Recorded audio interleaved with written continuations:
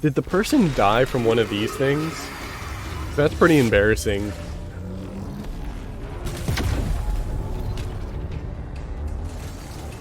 That's also pretty embarrassing, you know, just falling to your death like that, not looking where you're going. Good morning, welcome to the Ryan Beauty livestream. Today is Sunday, September 5th, and I took a week off last week, but today we're going to go over the gaming news because I got to catch up. It was actually, yeah, I didn't do my normal Friday, Saturday this weekend, but I do have a longer weekend because of Labor Day, so I figured today would be an easy day to that, and I've been playing a lot. So like the reason I didn't stream last time is I started playing Digimon Cyber Sleuth, and just the way that I play games, I like to play them all the way through, and I was having an average time with Digimon Cyber Sleuth, but I wanted to play the entirety of the game, so I got kind of like invested in playing that and beating it in 2 weekends. I'd say like a weekend and a half. No, 2 is good. So I didn't stream last weekend. I didn't really feel like it.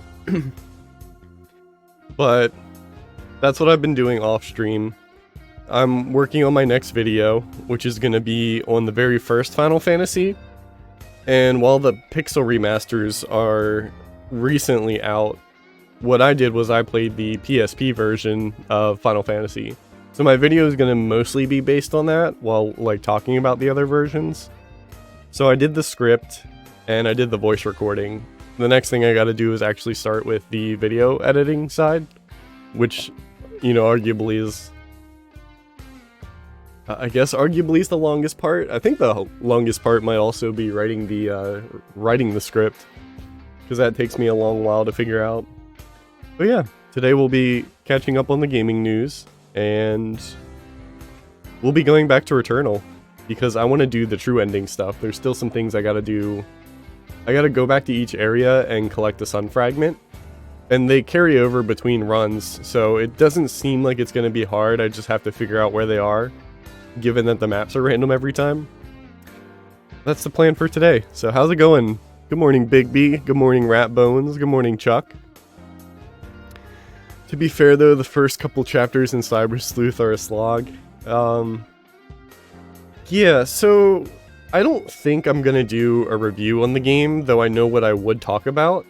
But like, to sum it up, I didn't like any of the characters. They felt very thin.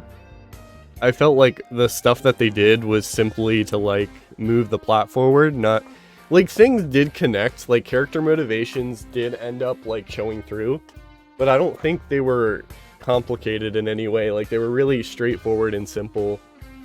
So like I didn't get attached to any of the characters. Some of them I even like found annoying the way they were written. The story itself, I feel the same way about. It's like they had something, but they didn't try to like do anything below surface level with it. Like obviously people are gonna compare it to Persona, and I feel like Cyber Sleuth targeted a little bit younger than the Persona fans, or the Persona like player base. So like me specifically, there just wasn't enough there for me. Where the game shines is the monsters. Yeah, so like I was also never really super attached to the Digimon franchise. Like I've certainly got some nostalgia for it, but I think it was cool seeing those designs after so long, because like my experience is watching a little bit of the show and watching the movie that we got in the States, which was like a truncated version of 3 movies in Japan when it first released. But I think the combat they could have done more with too. Like I really like the typing that they did, and the way that it was more like SMT, where you have like a pool of Digimon to swap out with, but the game didn't like want you to engage with any of it. I guess that's not fair, because like the reason I like SMT and the reason I like Cyber Sleuth was the different typings were very important. SMT more so because of the press turn system, but like you need to have a different team for each boss fight because like each boss is a different typing on it. So like there were certainly things I liked, and then some things I didn't like. Like I played the game on hard mode, and the game encourages you to digivolve up and digivolve down, which is cool, but it requires you grind so much more to get the same results as what you would in like another game like Pokemon, where the evolutions are strictly like going up. So like it was just a lot more grinding for the same feeling of satisfaction. The game was also made for the Vita and then ported. So I thought it was a dual release. Was it a dual Vita and PS4? Because I also kept that in mind. Like, obviously the visuals are kind of, they're not bad. They actually look good in most respects. But some of the textures in, like, the real-life areas were a little bit, like, blurry, which I just, you know, associated with the Vita. And there wasn't too much, like, presentation-wise, I guess, outside. Like, I could tell that it was also made for the Vita. Dual release, but it was made for the Vita, then the PS4 after. Okay. Digimon, Cyber Sleuth. Oops. We can find out.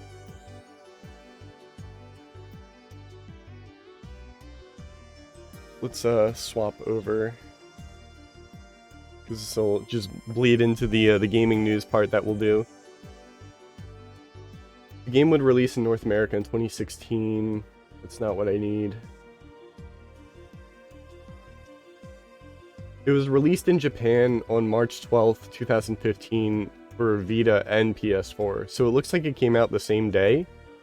But because that was around the time, like the Vita sold really well in Japan. So they were doing a lot of dual releases of stuff. Like PlayStation All-Stars got a dual release. There's so many examples, but of course I'm not really familiar with it. I just know that they did. So it's probably the same kind of thing.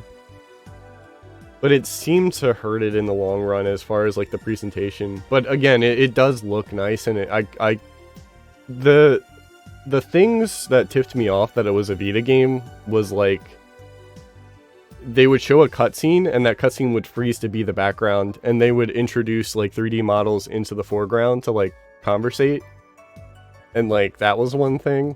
There were like generally more empty looking areas. I don't know if I want to be fair to that either, because like the place takes place in Tokyo, but revisiting areas, that was the other big thing I didn't like. Was it reused a lot of boss fights, and it reused a lot of areas. There were just so many repeated battles in that game, and some like back to back. Is crazy. Not sure about Hacker's Memory, but Cyber Sleuth was made with the Vita in mind. So, Hacker's Memory, my understanding, I didn't play that. Honestly, I did not like Cyber Sleuth enough to play Hacker's Memory right after it. So, I'm opting not to do that. I'm going to move on to something else. But I think Hacker's Memory... Oh, here it is. Sequel Hacker's Memory is 2015. It uses the same assets. So, whether or not it was made with the Vita in mind, it does reuse a lot of the same assets and the same engine. It's just, yeah, same thing, different view, but like... more Digimon, more story. So that's my like shorthand thoughts of Cyber Sleuth. Maybe, probably not. Like I would consider writing something up for it and turning it into a script. I did record all my footage for it, but right now I'm working on Final Fantasy 1, and I'd like to do one for Returnal. And then again, I'm gonna move on to some other stuff. I think I brought it up here, but I did play and finish Axiom Verge 2, and that was a solid game. Wanted a little bit more out of it presentation-wise. Like, a lot of it didn't feel as, like, grand or as important as the first game. But I could go into stuff like that, but I am actually kind of leaning towards making a video on Axiom Verge 2. Maybe I'd want to, like, play through it a second time. Because the first Axiom Verge is one of my, like, top 5 or top 10 games. I'd say like definitely top 5, top 10 indie games. But it's up there. It's a really good Metroidvania. So like I had high hopes for high expectations of the second one. All right, let's do the gaming news.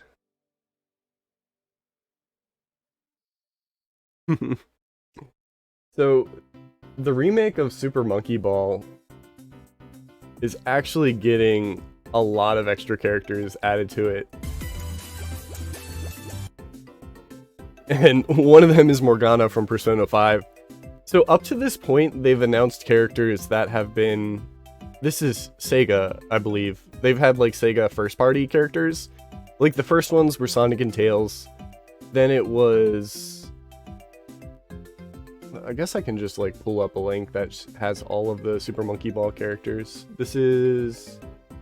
Banana Mania.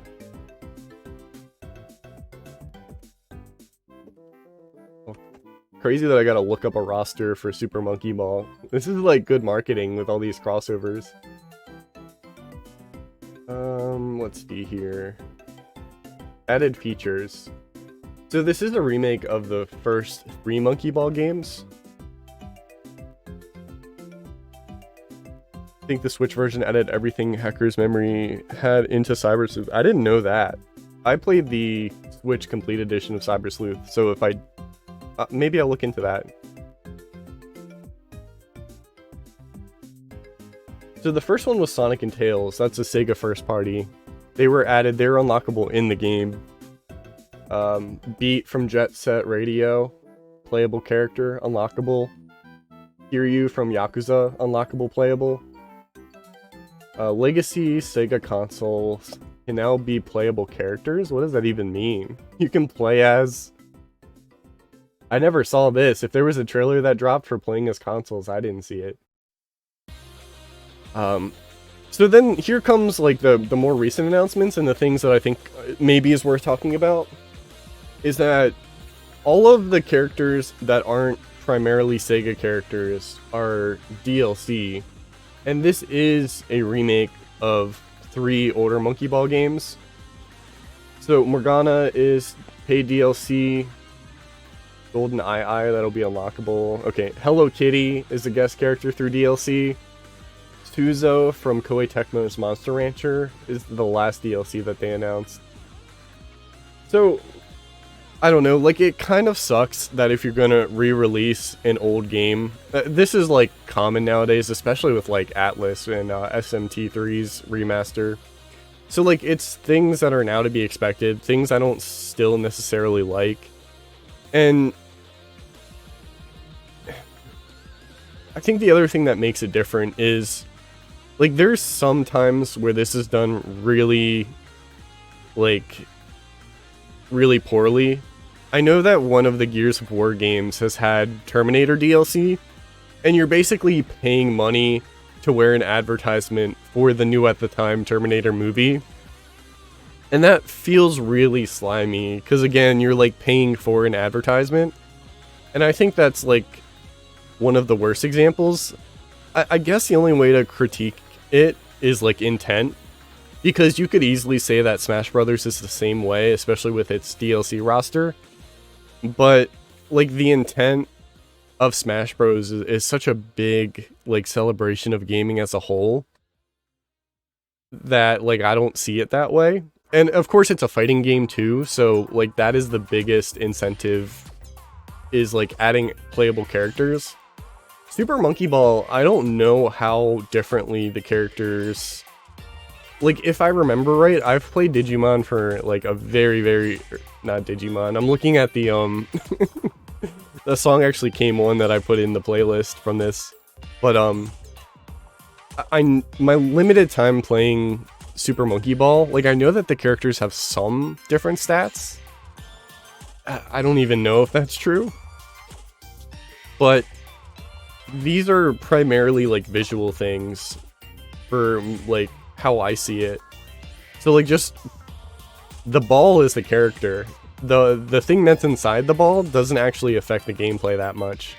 So seeing all of these different crossovers is really cool. Like I really like it, but it's a shame that it's paid DLC. And again, like other companies have abused that, whereas like just like paying for advertisements to like put into your game So I think overall it's a positive for me.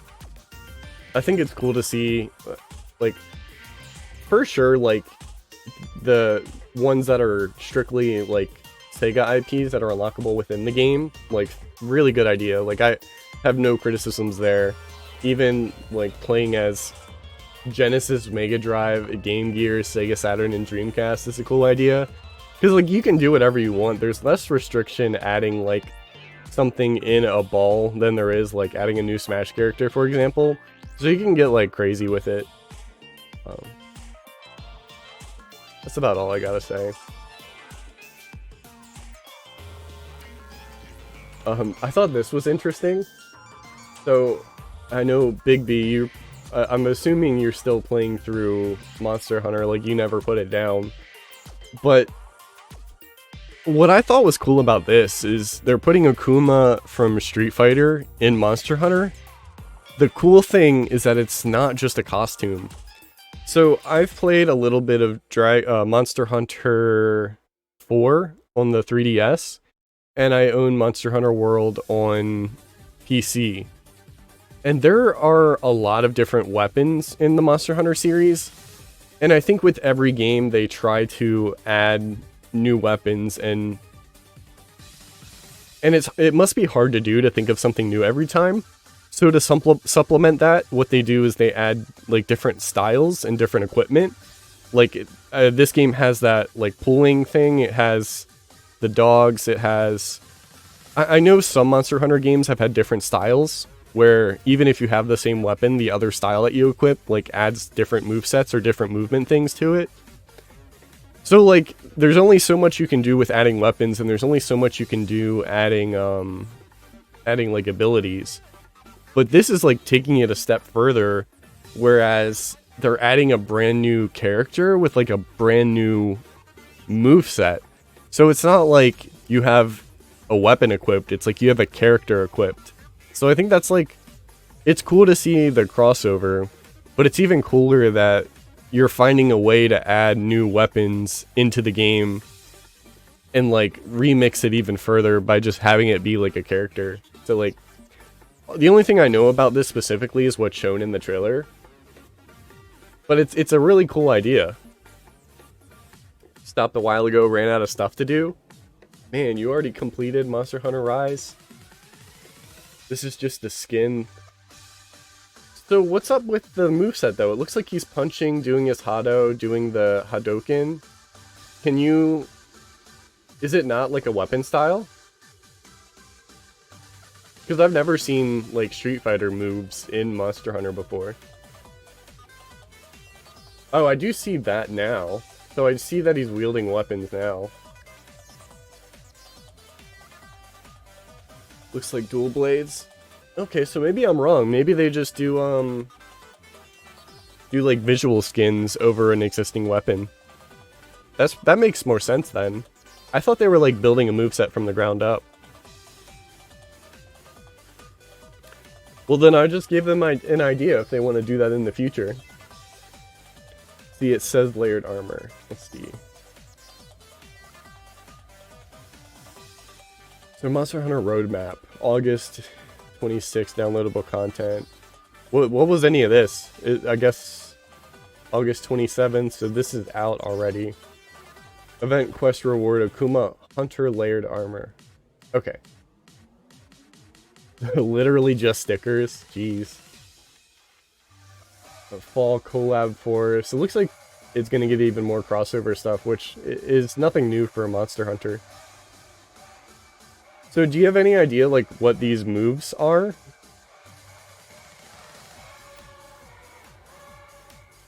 Maybe they're taunts? Because that's specific to Street Fighter right there. That is specific to Street Fighter. He's just punching stuff. No weapon required. It looks cool if, like, you can fight like that. Maybe items you can craft? Okay. Yeah, so I'd like to learn more about that. And like I said, even if that's not how they're doing it, it'd be cool to have, like, guest characters with their own movesets to expand on the idea of having weapons. Dual blades have weapons and the type better fists. Okay, then that's probably it. I'm gonna skip over most of the Death Stranding and Halo stuff. Looks like he's using an invisible sword. Yeah, I'm assuming now some of it's like just for the trailer too, you know? Like they could touch it up and make it look nice. This goes over a lot of the new stuff that's added in Death Stranding, which I did point out in like an older video that we did. I think the cool thing for this Halo presentation was that there's a release date, which December 8th, 2021. The Halo Infinite's campaign and multiplayer both release at the same time. The thing that I thought was cool was what I think is the very first hardware thing for like a special edition console. I think this is the first Series X special edition, and I guess that's like one benefit of Halo not being a launch title, is that they have time to make some cool so they've got a Master Chief controller, and they also have, is that the very end here? Here it is. Oh, this is even different. I thought it would share the same controller type, but they have got a different style controller and a different Series X, and that looks pretty cool. So, I mean, not too much to add on to it other than like what I said in the last stream about like the free-to-play being a cool idea. I hope it's done well, and I hope that it like continues. I hope that it incentivizes like long-term support for the game, because it seems to be the new practice rather than doing season passes of old or like DLC. First it was DLC, then it was season passes, and now it's like free-to-play microtransactions. So, take it for what it is, but it's cool that it's got a release date now and like a brand new special edition console. We get to Big B stuff. Big B, thank you. Thank you for giving me stuff to talk about. Marvel's Midnight Suns. So I didn't actually watch this trailer. You told me it was a strategy, like XCOM game? Humanity's greatest evil. And she lay in rest. This doesn't... You know what? I did skim through this, and it didn't show me gameplay. Is there any gameplay out for this yet?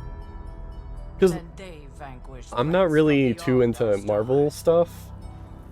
I played Ultimate Alliance back on the Wii. That was a good time. And of course, like, Marvel vs. Capcom. But, like, I don't really have much other than... Cause, like, I also don't... This is probably based off of Marvel's Midnight Suns. I'm guessing that's, like, a series of comics. Because they always pull from some of the comics. I just clicked it. In Rise, you can have kunai. You can throw midair. Okay, so yeah, like a visual thing. I think that's a cool way to do it. There's a gameplay trailer. Alright, let's look up the gameplay trailer too. Now our nightmares have come for us. Like, I don't have much to add. I'm not too into Marvel. But I'd be into the gameplay if it was good. I don't have a lot of experience playing the RTS. Is that what you would call this kind of XCOM in this?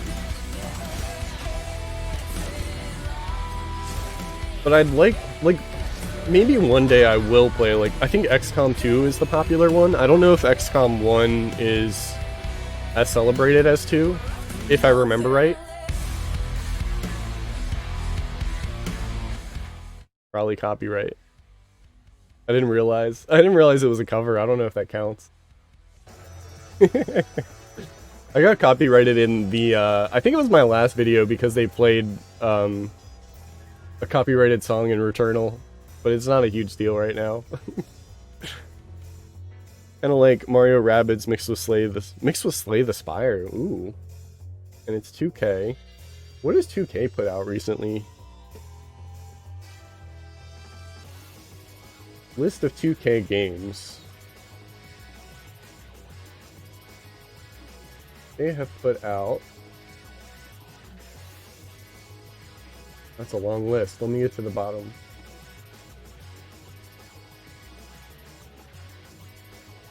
Borderlands 3. And then WWE. I didn't know they did that. Sid Meier.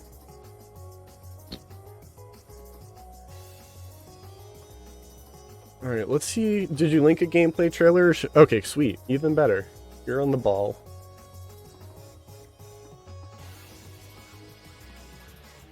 Thank you, Big B.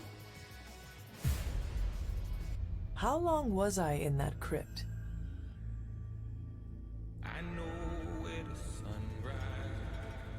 No more than a few centuries. Gameplay. Give me gameplay. Here's gameplay. Of course. Caretaker has reformed the Midnight. I don't. Who's that character? She's wearing Wolverine stuff. About time. You're a Midnight Sun now. One of us.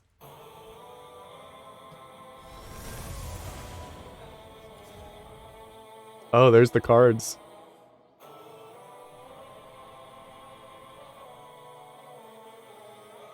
Okay. Let's go, bub.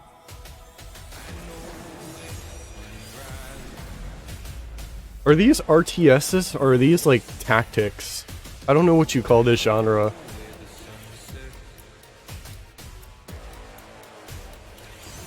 I know the tactics games include like Fire Emblem and Final Fantasy Tactics, but I don't know if like this 3D space is included. What's is it Enter the Breach? That's one I really want to play. Yeah, Into the Breach is one I really want to play. I think if I give this genre another try, turn-based strategy, I guess is what it's called.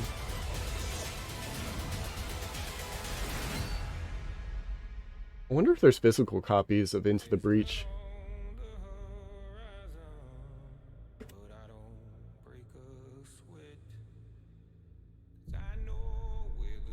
This still doesn't even give me... I mean, it gives me, like you were saying, it gives you the, like the 3D space, and it gives you selecting the attack. So this has me curious for sure.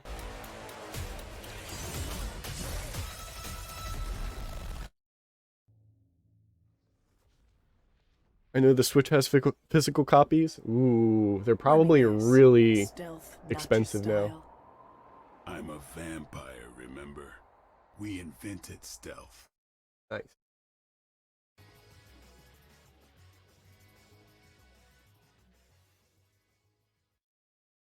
Let's see.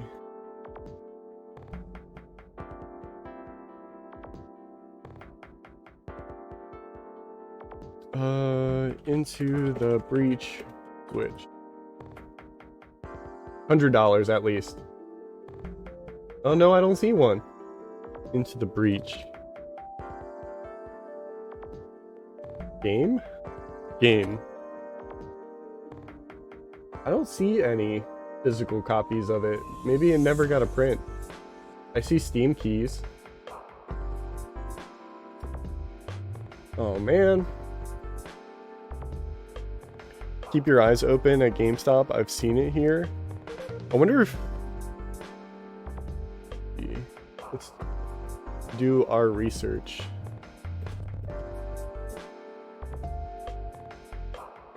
Oops. Because I know it's an old game right about now. It came out... Limited run comes up. What you got for me, Reddit? It does not have physical copies, but when downloaded you can play it anywhere. Thank you, Reddit. No physical copies.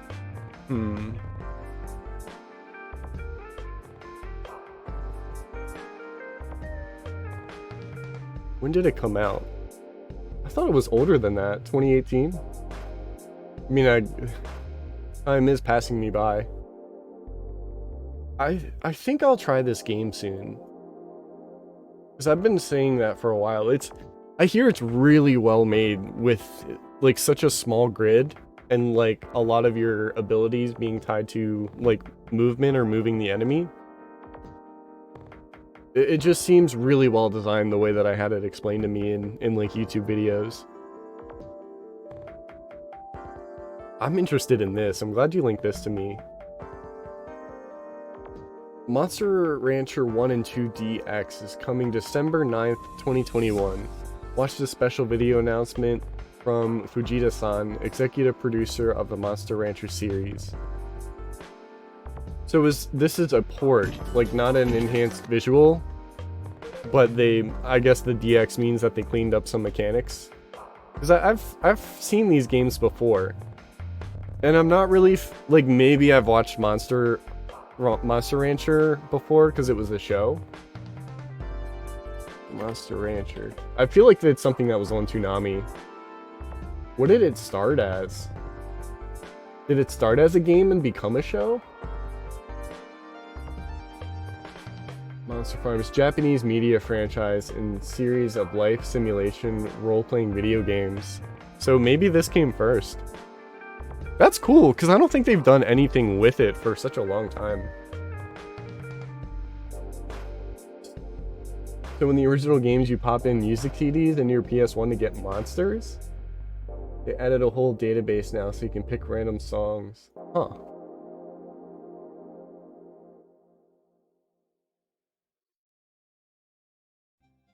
たくさんの海外の皆さんからモンスターランチャーの1もモンスターランチャーの2もアーカイブで出してくれないかという声をたくさんいただいてました。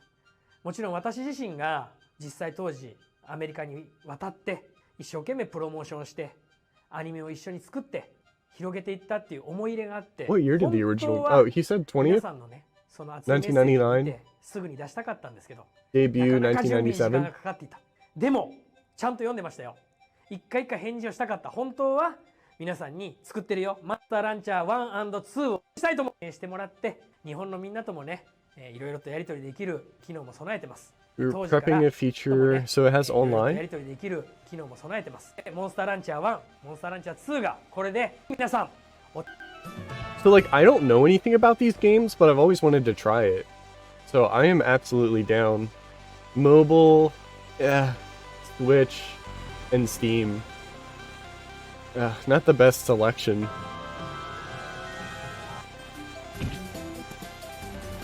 Taken from a Switch build. 皆さんこんにちは。モンスターファームシリーズのエグゼクティブプロデューサーの藤田です。モンスターファームシリーズ Oh, も did it say a release date? December 9th. Okay.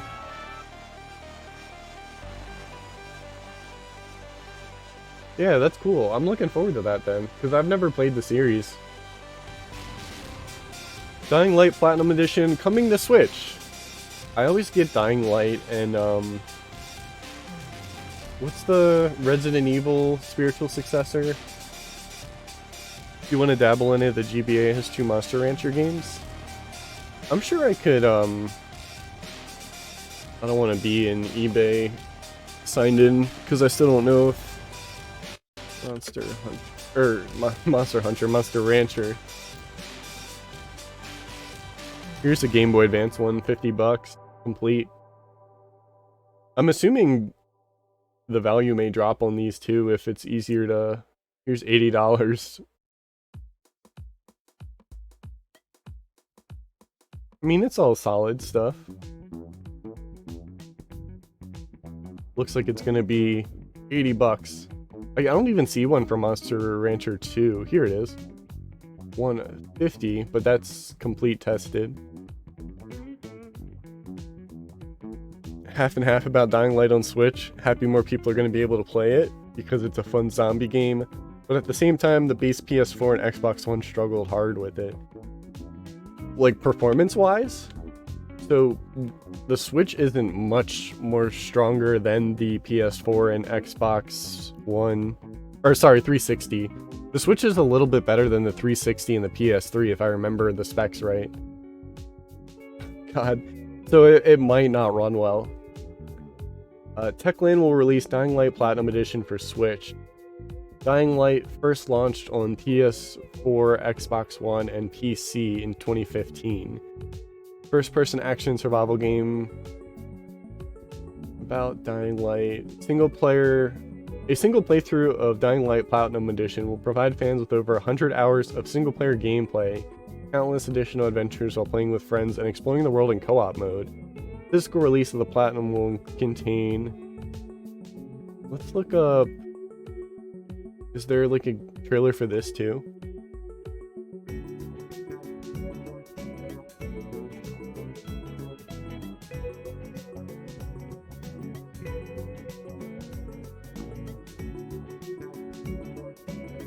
How does this game play? Is this a first-person shooter? Hopefully it runs well. So like the good ports have been Witcher 3. Doom 16 runs well on Switch if I remember right. It's just muddier graphics. But seeing this, I mean, I hope. I hope. Really, that seems to be the thing with the Switch now, is waiting to buy the game, seeing if it runs well, and then choosing to buy the game once you know it runs well. I don't buy anything 3D rendered on the Switch anymore until unless it's a first-party Nintendo game, or it's like my only option to get it physically. Like Cyber Sleuth, I probably would have bought a dual pack on PS4 or 5 if it existed. But the only way to get the complete on one card was to get the Switch one. So I played it that way. FPS, a lot of your weapons are melee and you can parkour around the map. Yeah, I mean, the only thing I've got to add is, yeah, I do hope it runs well. This I thought was interesting. I'm gonna play the trailer while trying to figure out what this is. Because I don't know what this is. It looks like it could be a multiplayer thing. Like a Dead by Daylight type thing. So, Outlast Trials. Outlast Trials. It's already got a Steam page. Outlast Trials is a survival horror game you can play by yourself or with other players online. You'll have to survive the twisted, sadistic, and bizarre experiments of the Murkoff Corporation alone or in a group of up to 4. So this is like Dead by Daylight, and Friday the 13th was the other one. The asymmetrical multiplayer. Actually, no, because there's no asymmetrical. It's 4-player co-op and that's it. It doesn't look like you can play as like the bad guys. Survival horror, first person horror, PvE are the tags on Steam. So that's interesting. I liked the first Outlast for what it was. Like, it was pretty surface level, like, relied a lot on jump scares, but the atmosphere and the story was still, like, really good. I haven't played the second Outlast, and I really want to. But I don't really have much to go on to see what this is, other than, like, I'm really interested to see what it is.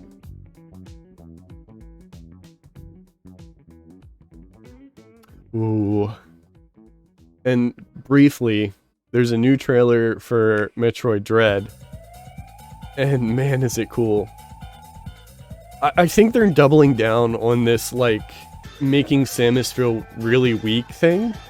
With the Emmy and with this person who's introduced in the trailer. And it's so, like, intimidating. Like, it's so cool. This trailer has me even more excited for Metroid Dread, because again, I feel like they're doubling down. I want to hear an interview of them talk about, like, Metroid Fusion's SAX themes, and, like, just how much it's influenced this game, because that's what it feels like to me.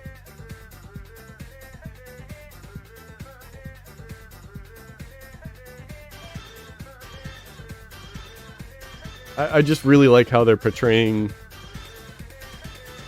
like, the things that Samus has to interact with in this game.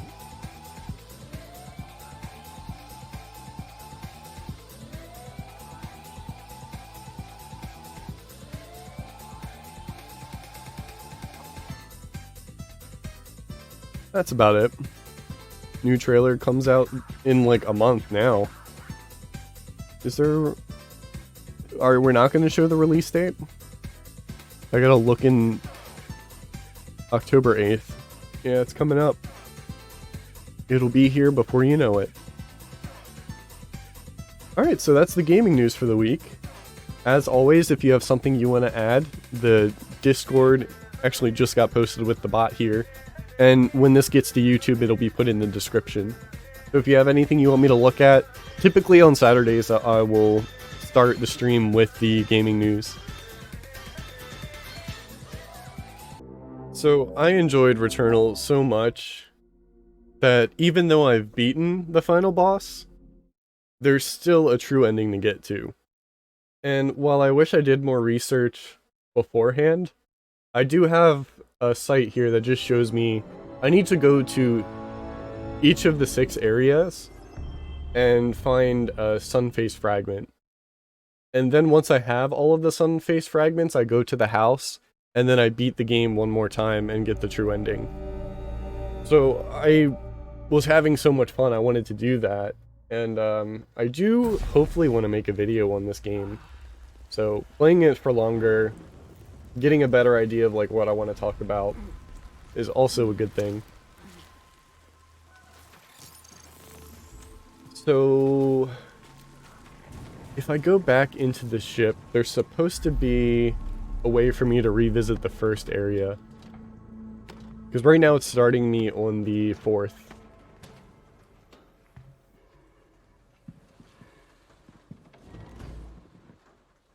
Whoa. What is this doing in the ship? That looks crazy.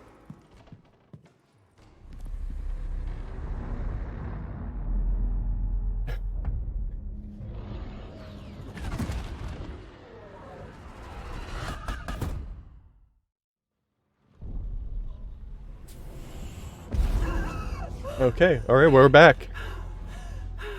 That's what it was. So the Sunface fragment in the overgrown ruins is located within a room containing a large gap between 2 platforms. Using the Delphic visor, players can shoot the floating blue orb, leading to the other side. So this first one should be easy. I did also link myself a video if I have too much trouble, but we'll get there. I like that the main goal now isn't to get to the end, it's to use the tools that you got throughout your playthrough to like search the areas even further. It's so cool. But for now I'm just gonna wander around.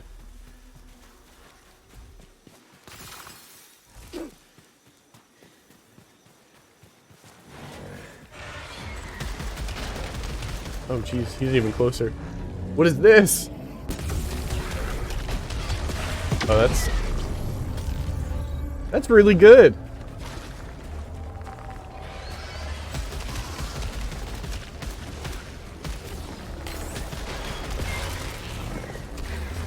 Oh, there's actually a lot of people left. Thought I cleared the room out.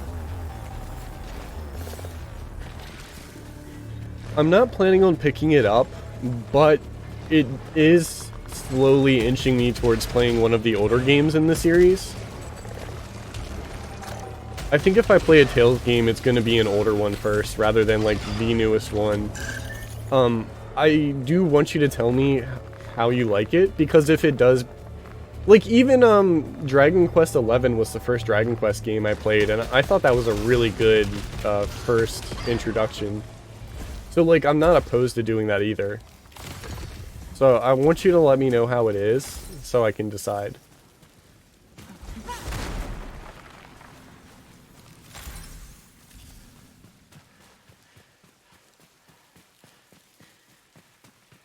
I actually think I'm gonna play, Secret of Mana next, because I got a physical copy of the Switch port for, like, all 3 of those games. I do also own the remake of Secret of Mana, but I think generally people say to play the original.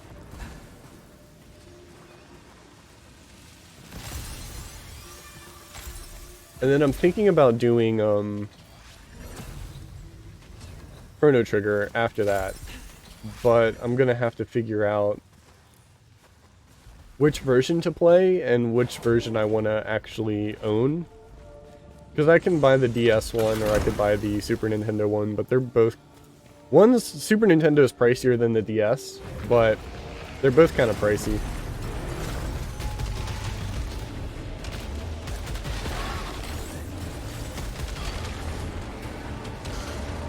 Hold on. When is it charged? I don't think I know how to use this. There it is. That didn't do nearly enough as it did last time.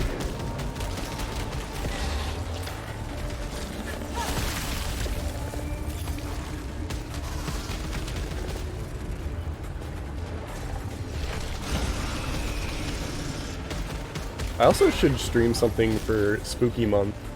Maybe the next thing I'll do is a horror game on here.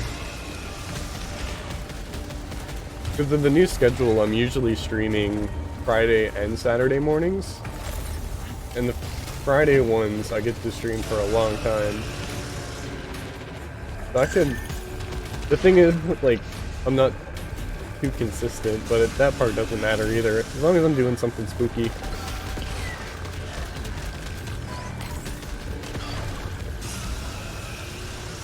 Whoa.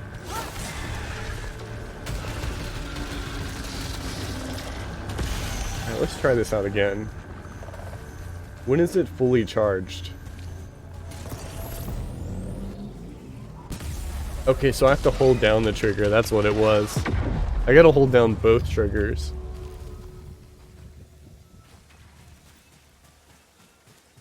Might not get it to... I might not get to it for a bit. I want to finish Ghosts of Tsushima first. Try not to start too many games, I get that. Trials of Mana Remake is also really good. Yeah, because they did Secret of Mana Remake, and people were a bit mixed on it. I don't think it was bad, I just think people were being purists about it, which is fine. And this is, like, also thinking, like, I don't know. But the Trials of Mana one seems like they pushed the remake a lot farther than what they did with... Like, they made a lot more changes to the Trials of Mana remake. Ooh. Where is this? There it is.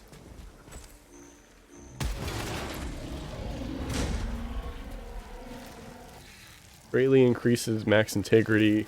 Upcoming malfunctions have harder requirements to fix. What's greatly increases? That is greatly.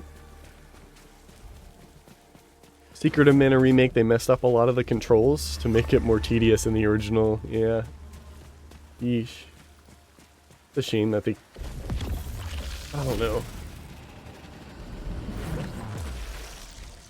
Remakes are such a hard topic to talk about because each one's so different. But needless to say, I'll be doing the Super Nintendo one because I feel more comfortable playing that one.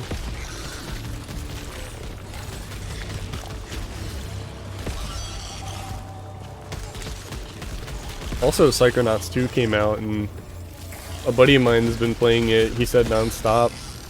I'm glad that's as good as what people were hoping for. I'm probably gonna buy it and play it when it gets a physical release.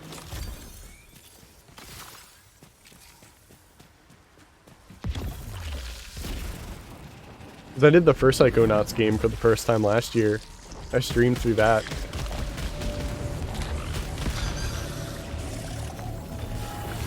Oh, turret. Oh, this is not good.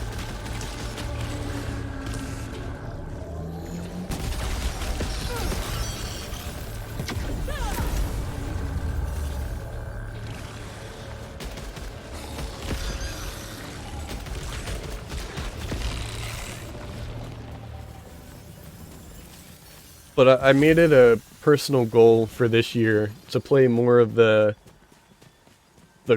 classics. So I played Final Fantasy VI, I played Final Fantasy 1, I'm gonna do Secret of Mana and Chrono Trigger. A buddy of mine's been asking me to do Terraria, which hasn't officially released here in the West, It was a Super Nintendo game, but it's something I'm not opposed to emulating and playing because I've heard good things about it. Oh, I did that too early. That sucked.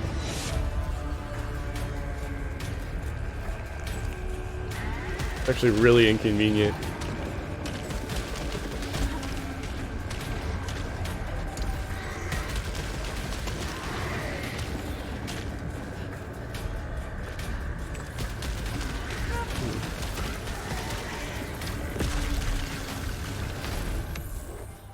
Alright, what you got for me?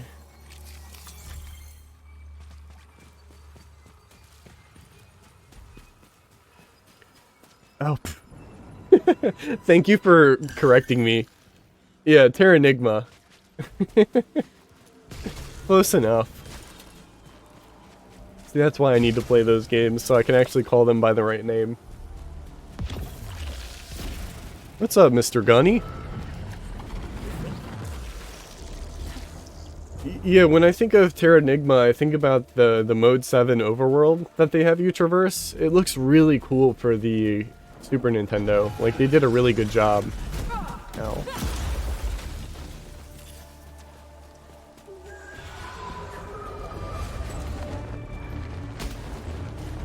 What are the other games in the trilogy? Oh, jeez, I obliterated him. I think I'm getting better at dodging these guys. I was having a big problem before. And then I realized they actually take a while to telegraph their attacks. What you got? Let's do that. It's the final game to Soul Blazer and Illusion of Gaia. Illusion of Gaia is one I will... What order should I play them in? I didn't know it was a trilogy. Because I've heard of Illusion of Gaia and I do want to play that. You know what, another one? I got ActRaiser from a retro game shop not too long ago. That's something I want to try out.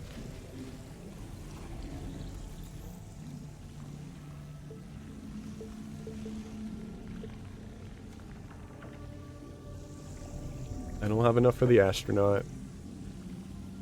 I guess I'll just save it. Actually, what are the stuff on the right? Successful overloads reduce alt fire cooldown. That sounds good. I've been slacking when it comes to Super Nintendo games because they're so expensive. And you know, I gotta own them before I play them. They're loosely connected so you can play any order. Soul Blazer, what would you recommend? Would you recommend playing them in order? So, have I heard of Soul Blazer? I've heard of Illusion of Gaia.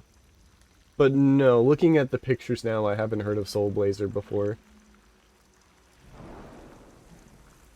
Ooh, I can't wait to play some of these old games. I love Super Nintendo games. Illusion of Gaia. Illusion of Gaia I've heard of because I recognize the box art. But I'm not familiar with it outside of that. I'll have to look up prices for how much this is worth. Yeah, they should do a... So, like, hold on, who makes it? Because a couple years ago, they did... Here, actually, I got it.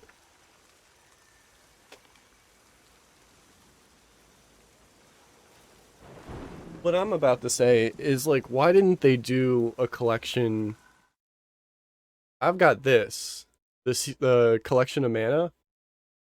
But I'm wondering, why not do the same thing with this trilogy of games? Because the other thing too is this was the very first time that Trials of Mana came to the West, was this collection here.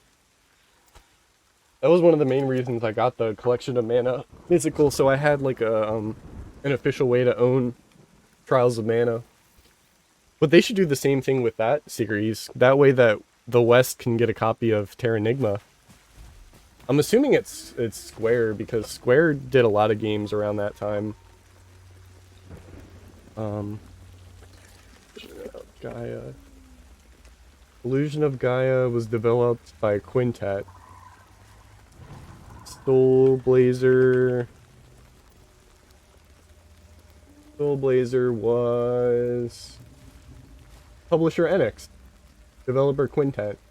So I'm assuming it's the same thing. Like, they could do it if there's a demand for it, but there's probably not as big of a demand. I hate that place, but I can't leave without burning it to ashes. Smothered fire, cracked triptych. I affix one Sunface fragment to another. Reignite the sun.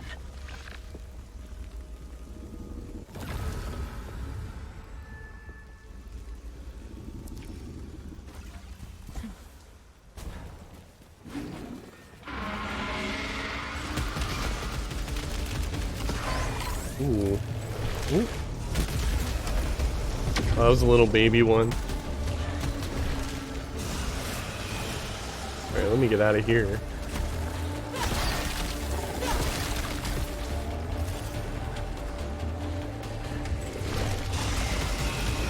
Oh, jeez.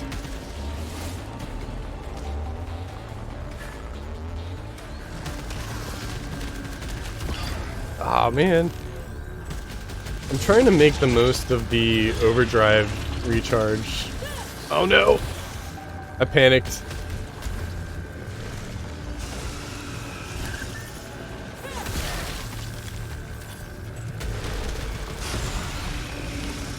I should leave this guy.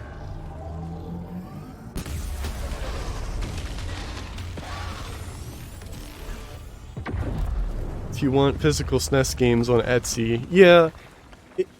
I'm not too pressed on owning, like, if it never officially came out where I live, then I'm fine with emulation. But what I'm saying is, like, I want there to officially be a way to do it, so, like, I hope they release it that way. Otherwise, like, if I'm gonna play Terranigma, I'm gonna emulate it because there's no other way. I have a reproduction of Clock Tower, which is actually something I should play. I've got one of SMT2 that a friend of mine gave me. But I'm not opposed to them. I'm just not itching to own reproductions if there's no official way to own them normally. Because I've got a very big collection of games, and I intend to keep that going. So I want to just own official things. I want that to take up space rather than, you know, like, a clutter of just reproductions and stuff that doesn't exactly have value. Ooh, I hate it here. Let's do... Oh man, that's got a long range.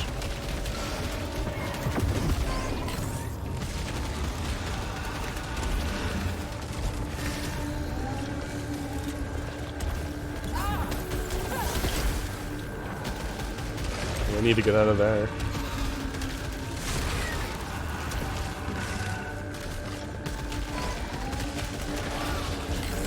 Okay, let's get out of here.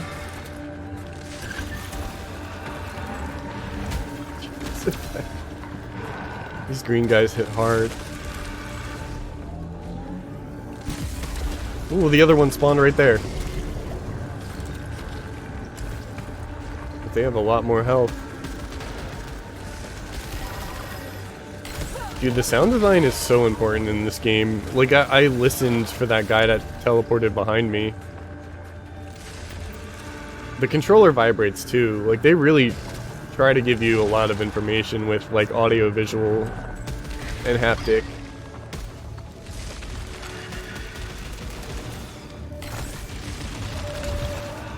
Though it's not something that you would, like, easily pick up on early.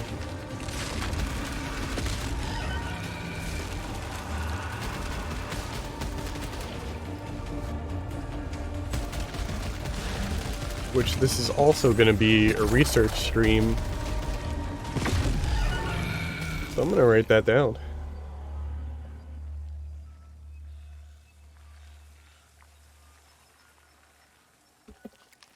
Game uses sound. I guess the visuals with the marker. And controller vibration. What's surround sound? Because like having these headphones in, I can tell like what direction they're coming into.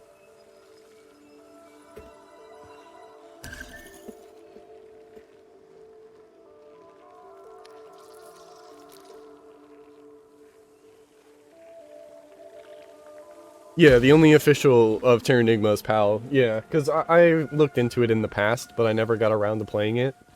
So, again, like, even if the PAL version comes in English, I don't really care to own it, because there's no official US version of the game. So I'm just going to emulate it at that rate.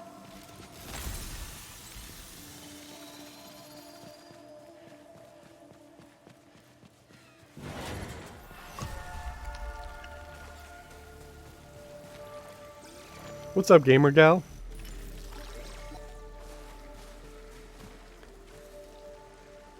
I heard you just got to the royal content. How far did you get?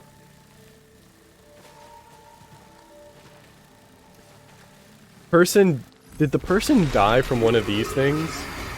That's pretty embarrassing.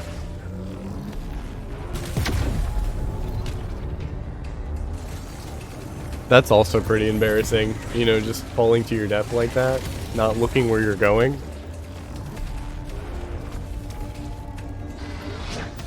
Oh geez, I didn't know these guys spawned in here. That was like a second area. Oh, he's got purple too.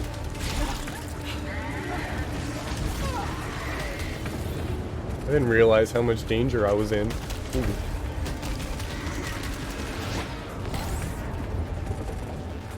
Is there a place to hook shot around here? There is. Oh, no, no, no, okay.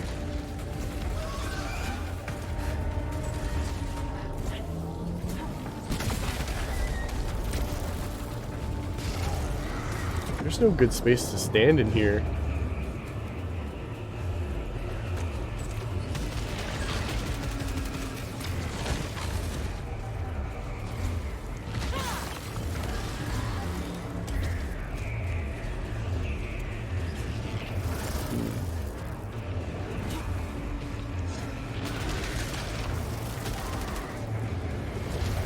Trying not to get slowed down by the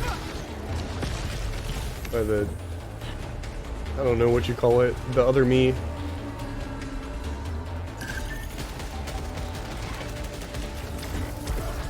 Hello.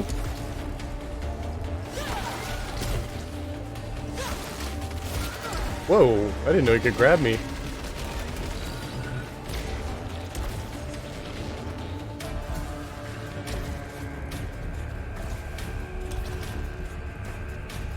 I think we're ready for another card shot. Oh, no, we're not. It's too slow. I need a new weapons very soon.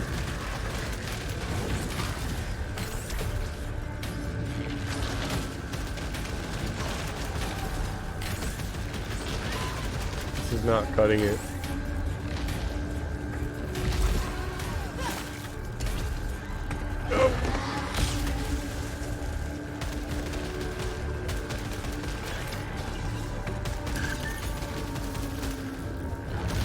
Wow, that was so fast. Is he gonna kill me? He might. Oh, I might kill me.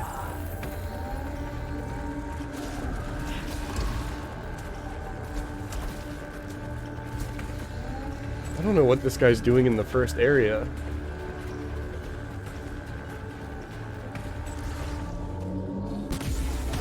Oh, and he always teleports. What? What? Man, I didn't make it very far.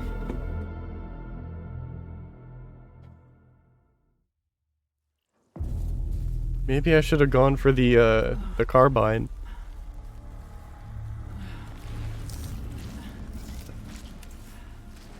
I gotta end this playthrough today with at least one sun fragment. A moment of hesitation. Now he's gone, and I remain. Did I even survive the initial impact? What a horrifying life I've walked into. Each other carried increases repair efficiency. Already closed behind me before I was even aware that my hand had locked the deadbolt. Mother. So, credits roll and you get an ending when you beat all of the areas. To get the true ending, you have to go back into each area and get the sun fragments. And because I like this game so much, and because I think I want to do a YouTube review for it, I'm going to keep playing it. It doesn't seem too hard. I just have to, they carry over between deaths, which is nice. So it's not like I got to do a perfect run through 6 areas. Come on. Forgot if you go too far away, they just kind of freeze up.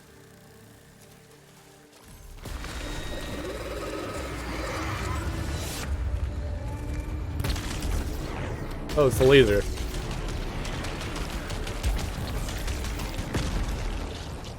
Alright, there we go. Gotta get my head in the game. Yeah, Royalist content is, in my opinion, some of the best content in the entire game. Like, the highlights of Persona 5 is the Kamoshida, the very first arc, and the Royal arc. Which I was, like, really pleasantly surprised with, because I don't even think the original writer wrote this stuff for, or the same writer in this case wrote the stuff for Royal. So they took, like, an existing story and, like, added a new ending to it, and it turned out really well. And I think that's the guy or the team that's going to work on, like, future Persona projects, which gives me hope. Right now, I'm more interested in Project Fantasy, because that's where all of the Persona people are moving on to. But of course, they haven't, like, announced anything about it pretty much since its release. Like, they've shown a little bit of new art, and I think, like, a sample of a music track.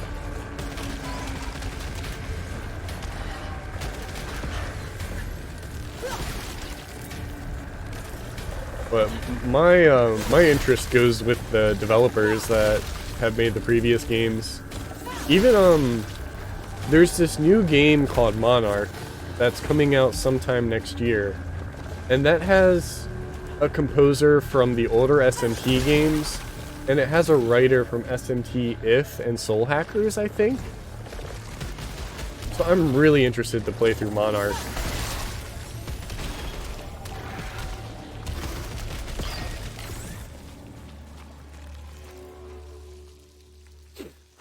Yeah, Royal in general just fixed a few problems I had with the writing of the original game, and Akechi was one of them. Like, I hated, like, just flat out hated Akechi and his character in the original, but they give him a lot more transparency in Royal, and I think it works out in his favor. Like, it makes him a better character, that they're, like, in equal ground, and, like, nobody's trying to pretend to be somebody else, you know?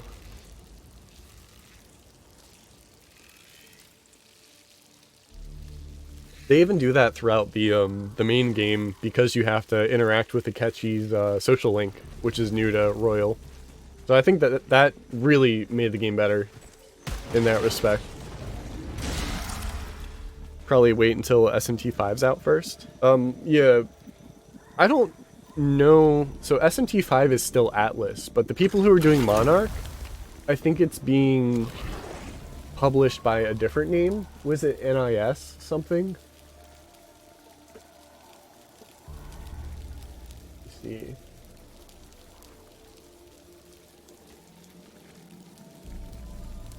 Monarch. NIS America, who publishes a lot of anime games. And FURYU, Furyu. So it's just oh, for the new Persona stuff. I mean Persona 4 to Persona 5 took a very, very long time. If you ask me, I'm satisfied with Persona. Like, I I could die happy just knowing that Persona 3, 4, and 5 exist. Like, I don't need anything else. There's, like, 2 series in particular where I'm just satisfied, and that's, Silent Hill with 1, 2, and 3, and Persona with 3, 4, and 5. So, like, I'm actually not really, like, looking forward to... I mean, I hope it happens and I hope it's good, but I'm not too invested in it. Though, I do want Persona 5 Arena. I need that to be a reality. So maybe I do want something just a bit more. Because I really enjoyed Persona 4 Arena. It was really easy to pick up and learn.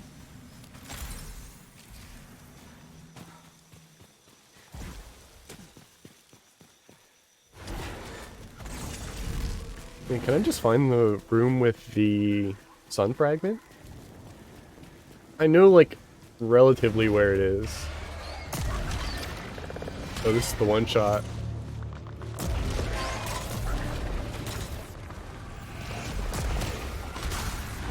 I don't think I've actually used this weapon that much.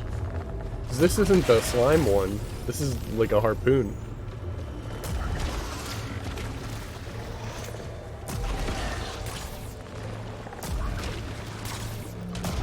This is a good, like... I need a mouse and keyboard to do well with this weapon. One shot makes or breaks it.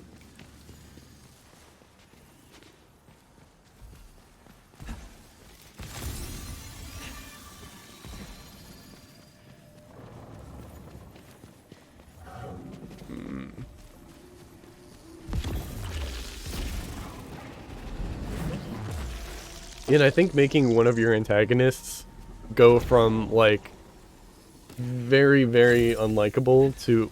Well, that's the thing, too, was, like, the Persona fan base, like, the Persona fandom, everybody loved the Akechi, and I didn't get it.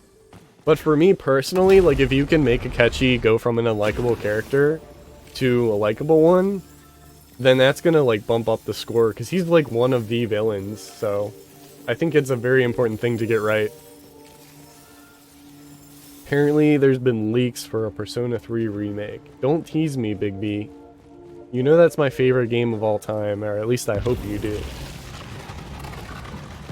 If there's a Persona 3 remake, maybe I'll never ask for anything ever again.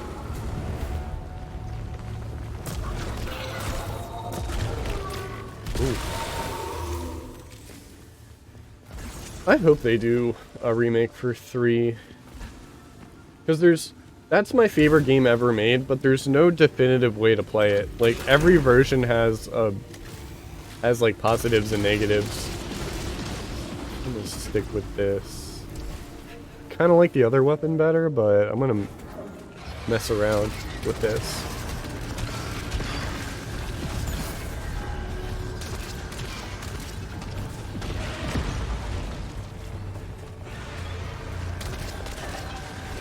Actually doing a lot of damage.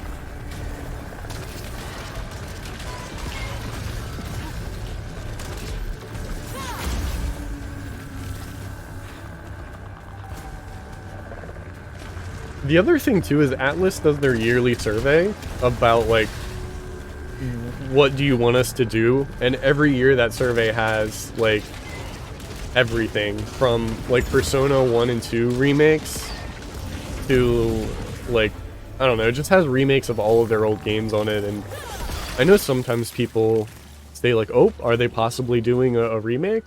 Just because they have the survey.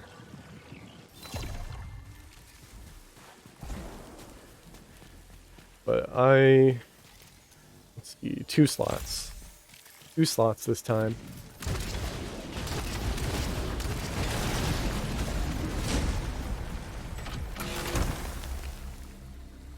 Let's do the carbine. Let's do this simply so I don't get wrecked again.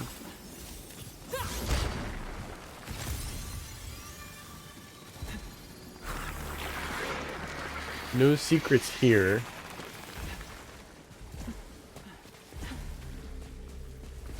That goes to the new area. Wasn't from a survey, someone found something about them putting people toward a Persona remake. Okay.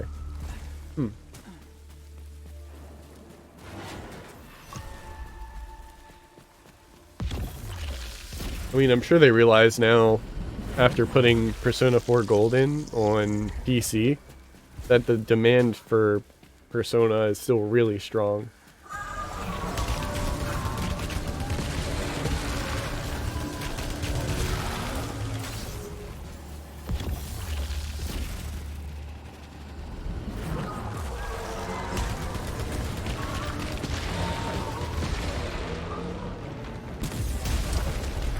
Ooh, right in his face. Still not enough to do meaningful damage, though. Ooh, don't fall.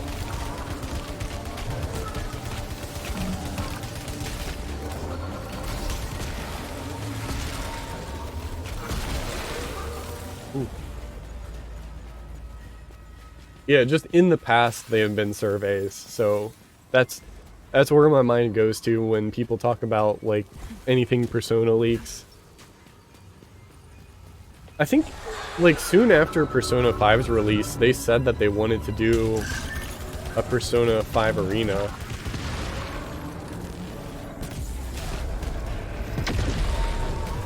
It's such a weird alt-fire to use. Alright, these guys I hate again. They keep getting good hits on me.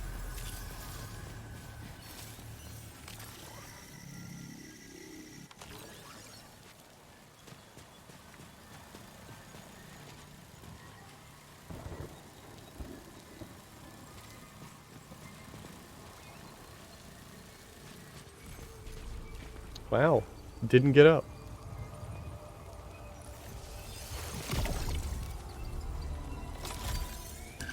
That'll come in handy. Let me grab that. That health.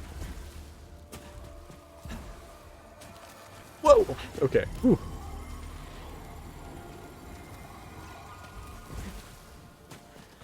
How do I get to the other one?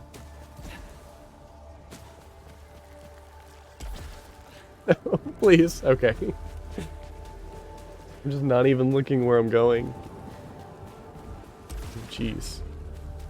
Still not looking where I'm going.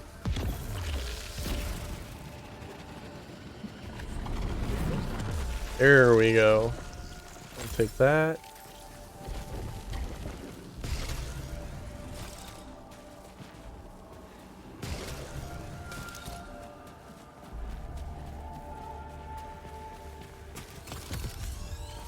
Alright, how do I get out of here?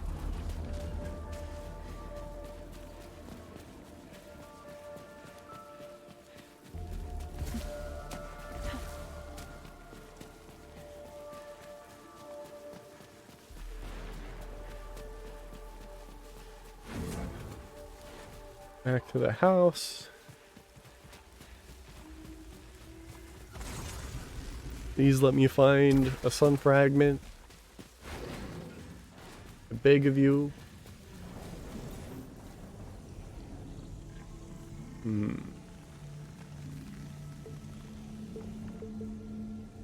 I should come back for that. That'll help me get around here.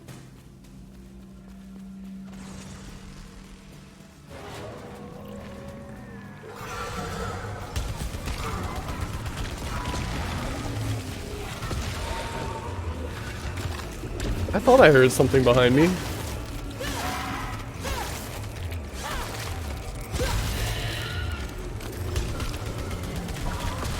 Should be swiping at those guys too, because they like to get really close.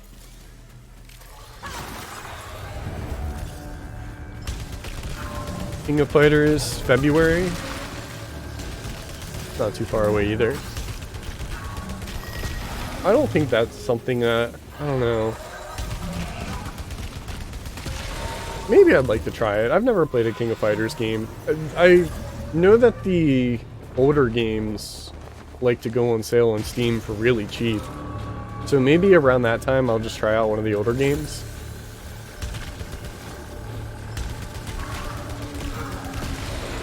Ooh, it does have rollback. I do know that.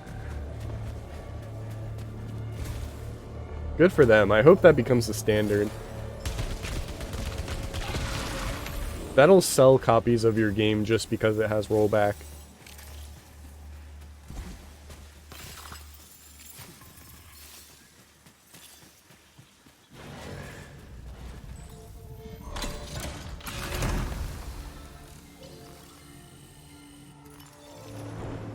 Ooh.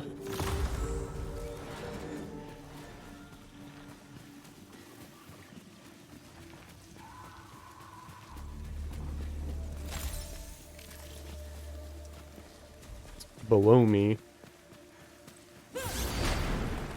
There we go. Alright, where's that sun fragment?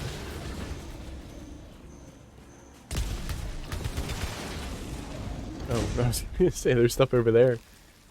Increases protection by 15%, suffer damage when picking up items. I don't need to go over there. I like how the areas kind of bleed into the others design-wise, too. Like, that's clearly stuff taken from this area over here. Hollow Knight does a really good job of that, too. Areas will start to have features of, like, neighboring areas.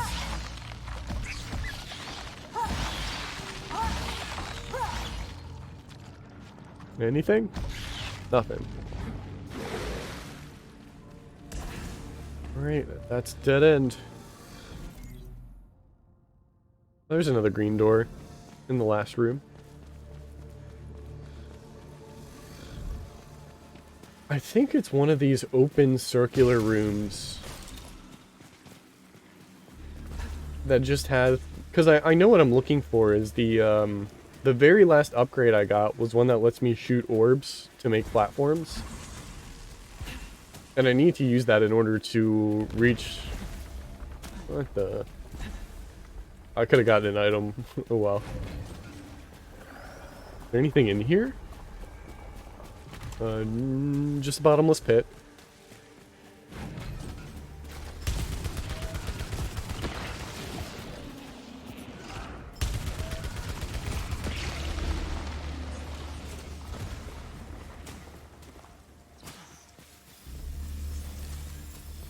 And they got a lot of cash.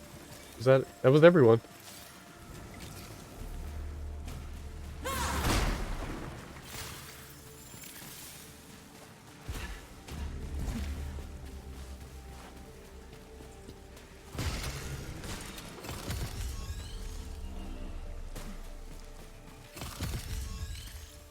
Alright, I don't have any more keys, so I can't do anything here.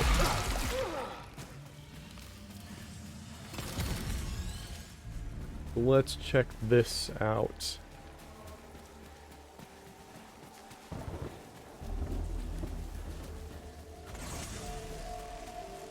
Place just keeps going.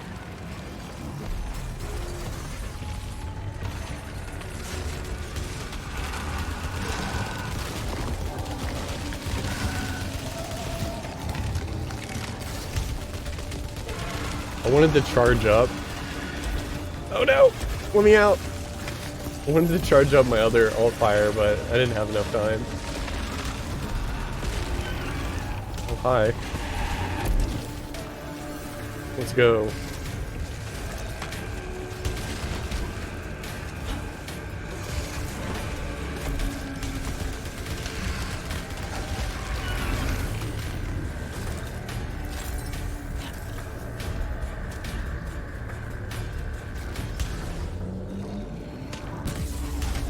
Gonna reach.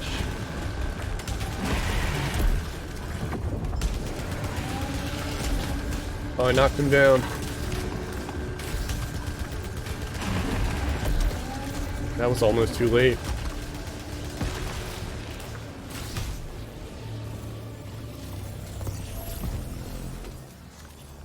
What weapon is this? Oh, the electric gun.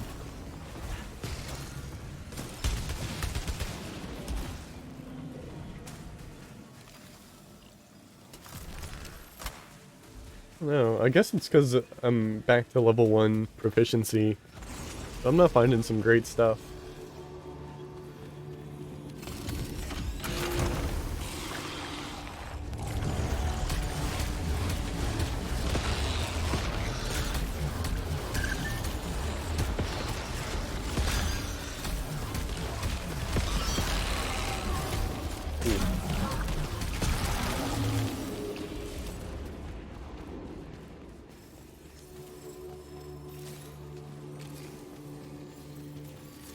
Alright, I think I'm gonna keep this. Translocator, let's do that right now.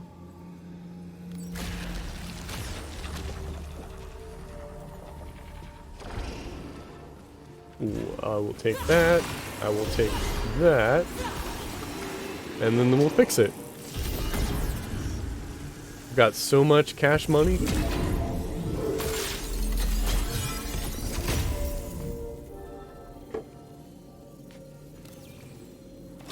And then another sphere.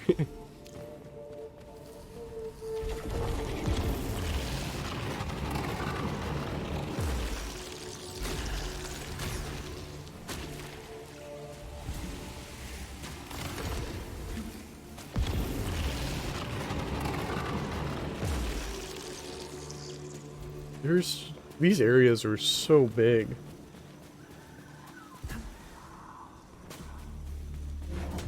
There, I think that's it. I think this is where the key is.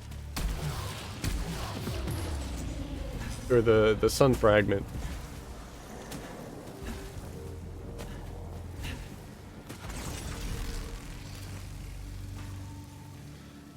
No. And there's a cube. There it is. Sun fragment. I must reignite the sun. Cool. Now I can go to the second area. Which is right here. Right, Crimson Waste Sun Fragment. Crimson Waste should have a newly spawned tower after activating the audio log. Players will find a pool of hazardous water lining with lasers. I've seen that, I think. Find a teleporter on the other side. Okay, I think I know where this is, and I don't think it's not in the tower.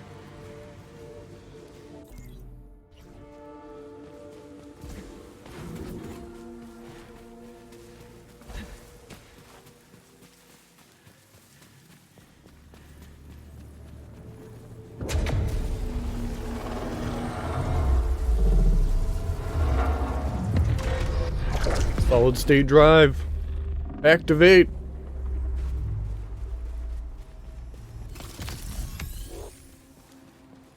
I'll take that. And that. Oh, too far. Too far, too far.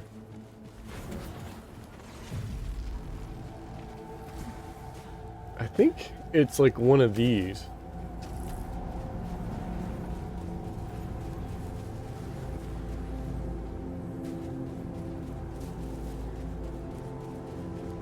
No welcome either. Pretty empty in here.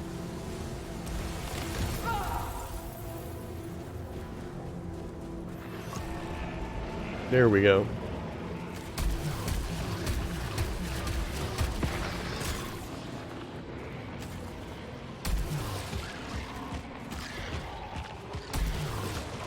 The poor guy.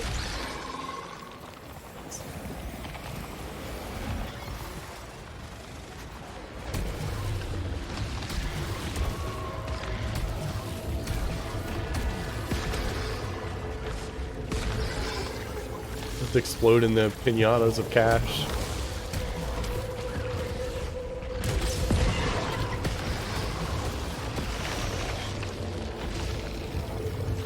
I can't wait to spend all this money.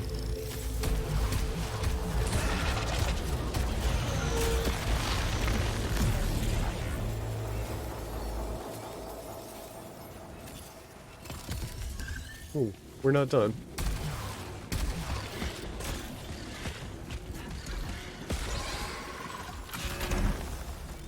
I'm gonna keep what I have.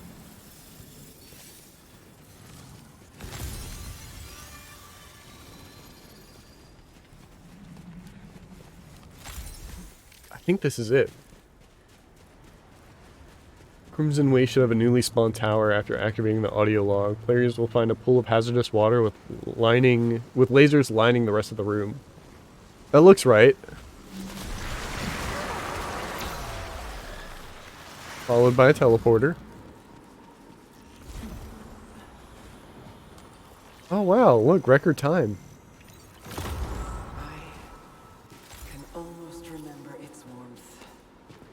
That was easy. Now I gotta make my way to the Citadel. I don't know if I can go back the way I came, but I'm so close I might as well try it.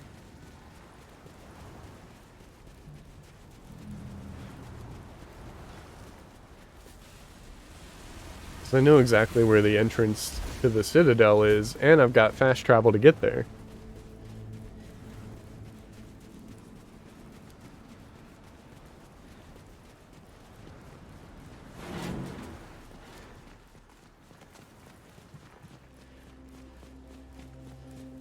Oh, it won't let me go back. Oh, man. Still gotta figure out where to put the cube. I always find the cube, but can't consistently find a place for it.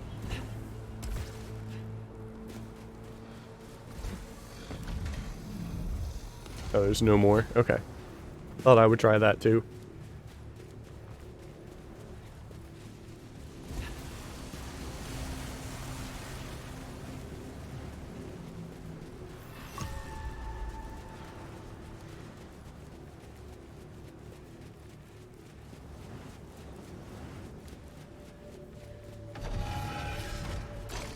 I'm just gonna run through.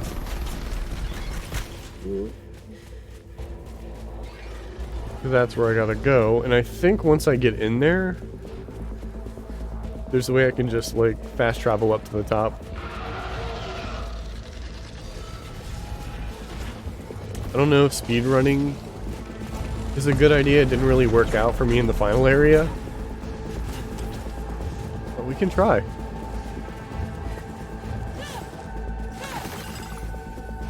We're almost there. I'm just here for the fragments. I don't want any trouble. I don't want any trouble. Yeah, this is it. Went through it too fast. Alright, this is the top.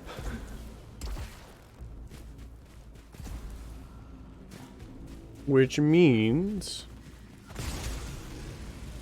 this is the Citadel.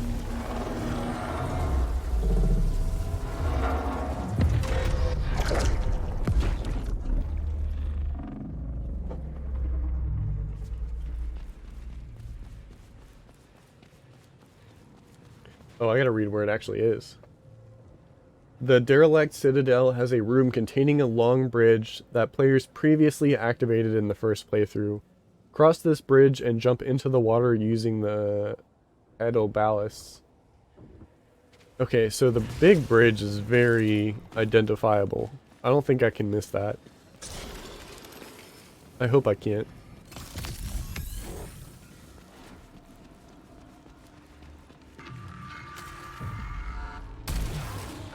Actually, no, it's not up here. It's a little bit further.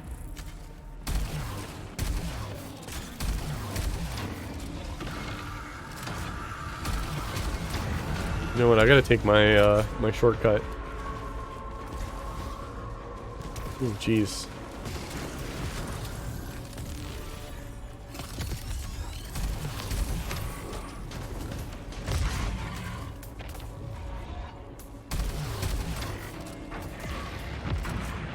This weapon's nuts.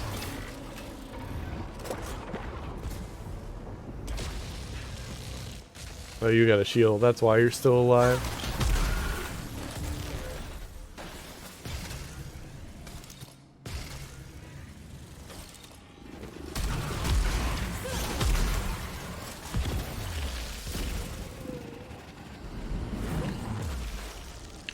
I don't think there's a way for me to get to the 4th, 5th, and 6th area while I'm already here.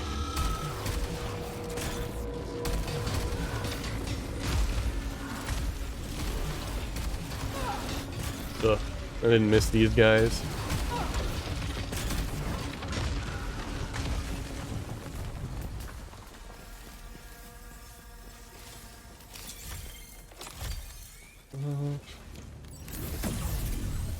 It's a lot of health for that vial.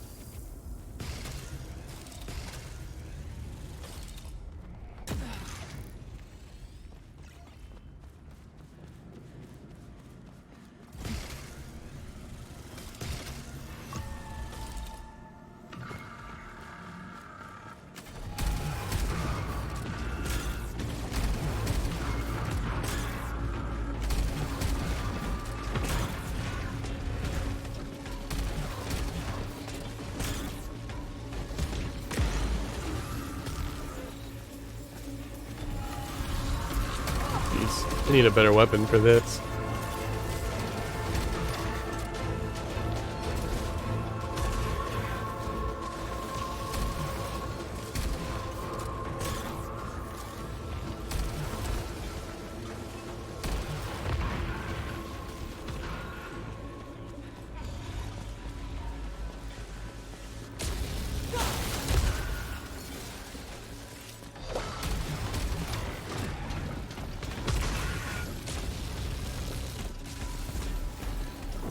Just ticking away at him. Okay, ooh, I can spend all my money there.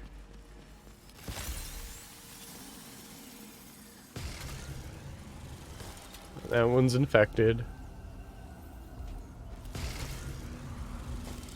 Hopefully this one over here is not.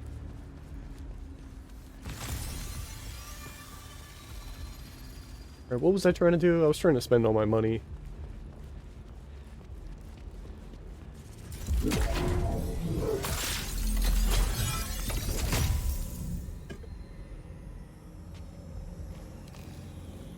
Picking up resin gives you a shield against the next hit.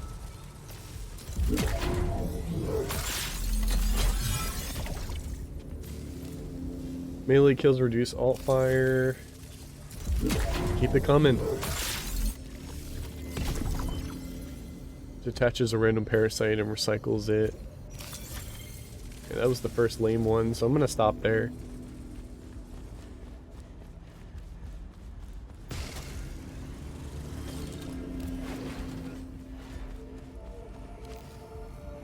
Personal item. Ooh. Alright, but how does one get over there? I see.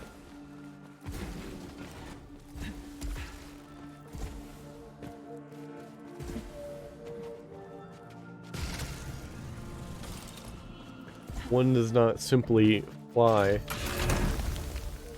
Level 10. That's also a level 10. I'll keep this level 10. Or did the other side have anything?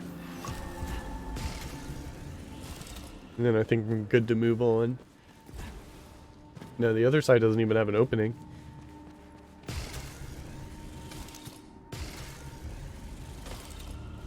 I think this is the big bridge.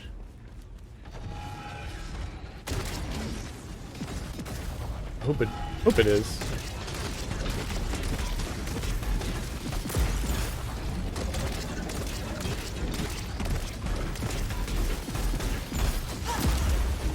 Ooh. Oh man. Let's use that immediately. And I can pick that back up.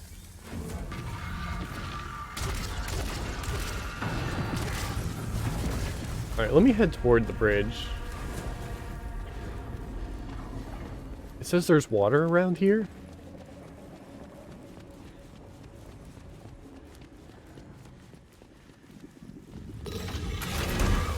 Yeah, I saw that coming.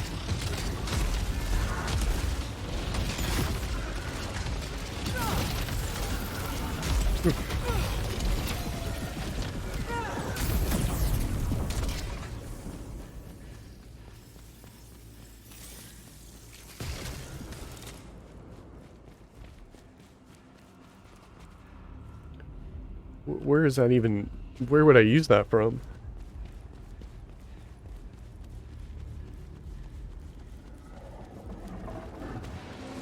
I'm sorry, it wasn't me. This is the big bridge, right? A long bridge that players previously activated in the first playthrough. Cross the bridge and jump into the water. Okay, I gotta cross. What I'm looking for is much deeper. I don't like that.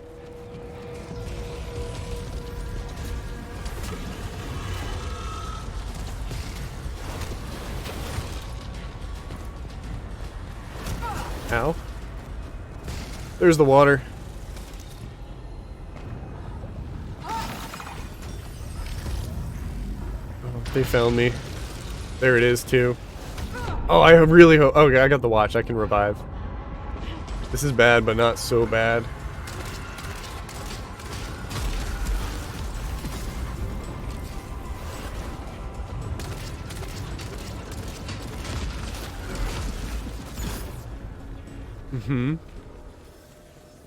I also still need to put the cube somewhere.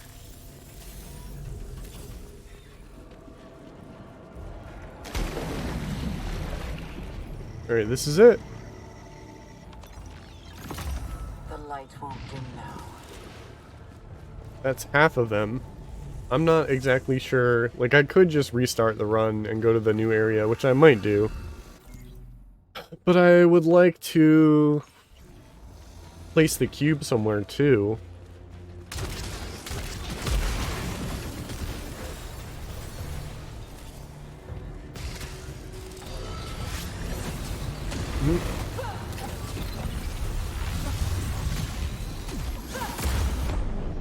Thank you, Watch,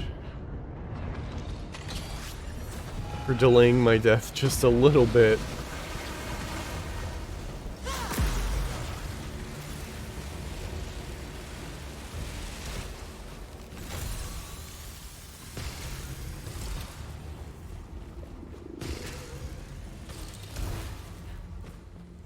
Alright, I need ups. I need upsies.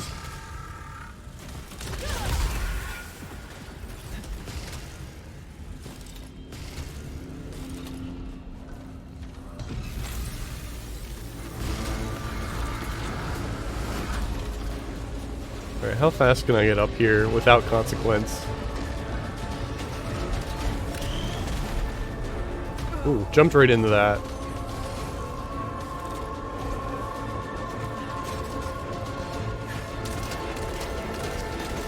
Oh yeah. Not gonna take damage.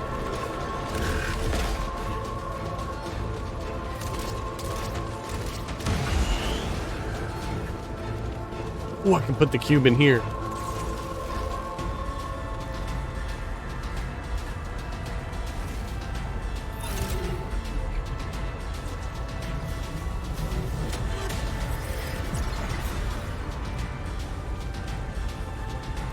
Should I give the boss another try just because?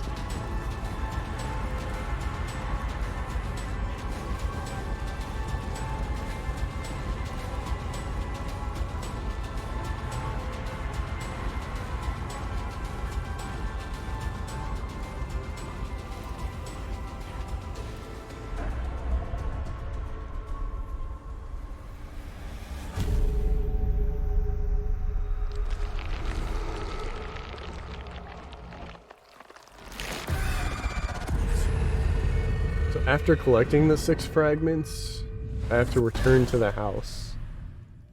So maybe I'll do the last 3 real quick.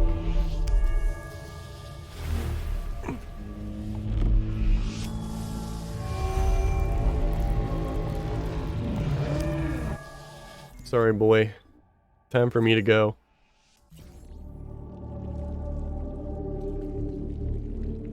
So hopefully I keep all of these pieces.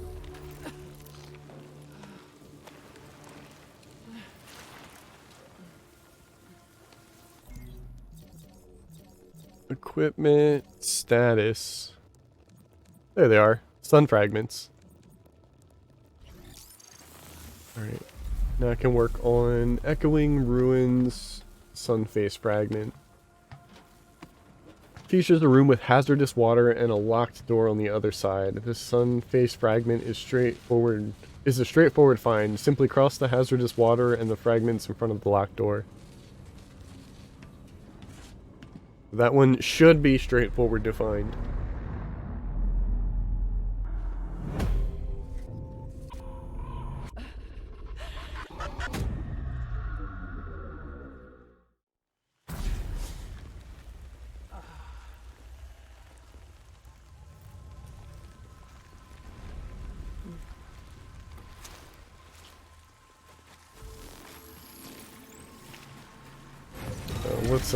Jeez.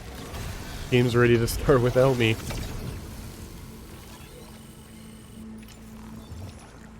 Using this consumable briefly increases your protection. Alright, so I gotta look for the hazardous water.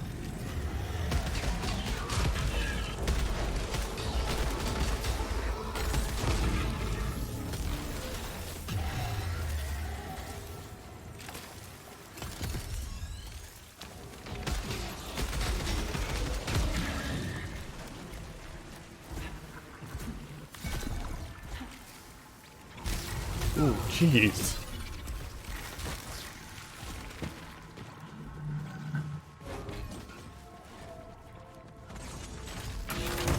I will take that.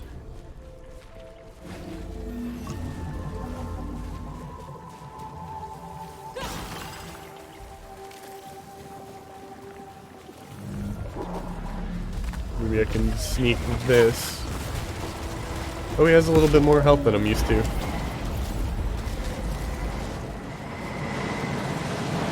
What is that? Oh, there he is.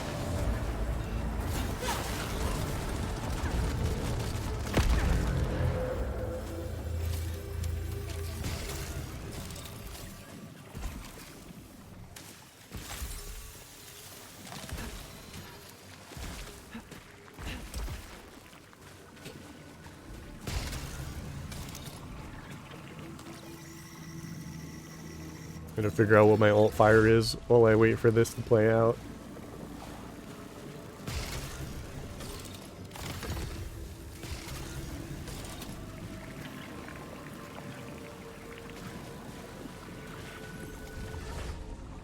Oh, okay, we're good.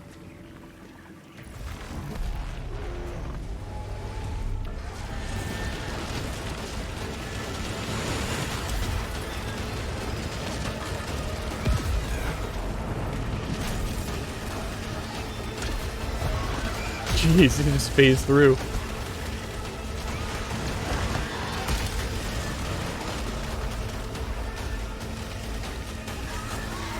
Let me up. Let me back up. Ooh.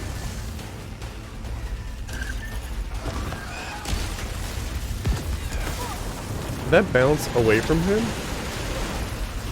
This was a mistake. Whoa!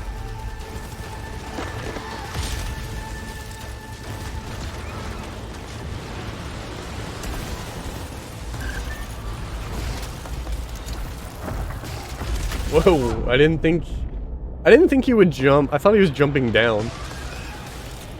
So I was trying to mess with him.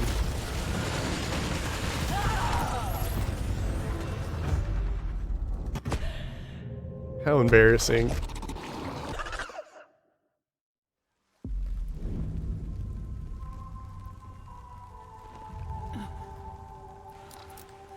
It's a good thing nothing was gained and nothing was lost.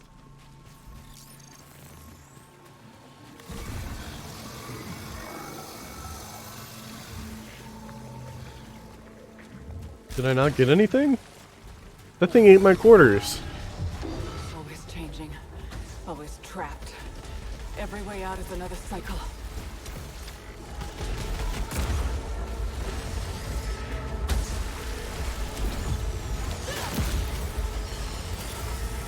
I hate it here already.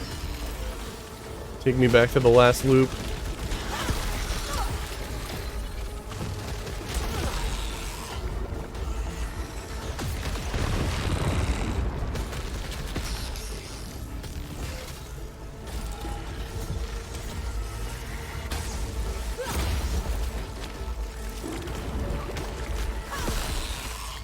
Ooh, all right.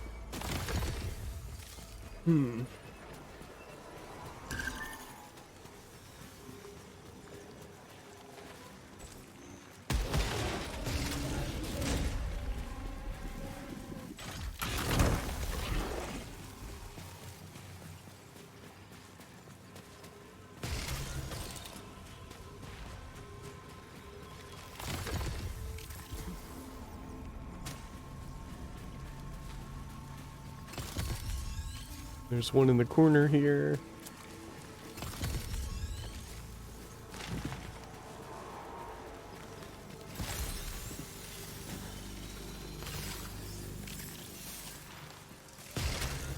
Okay, that looks good. Just gonna ignore the one that's floating in space.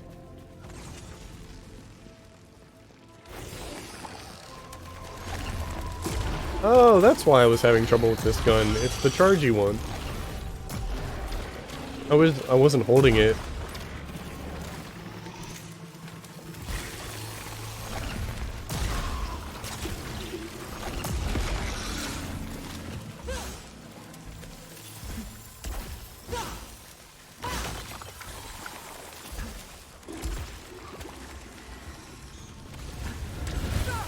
Not quite.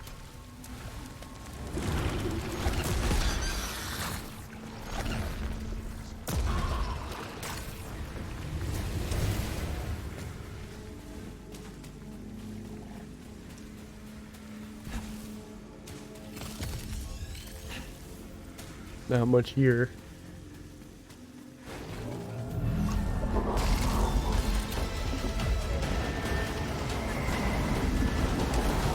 There's hazardous something.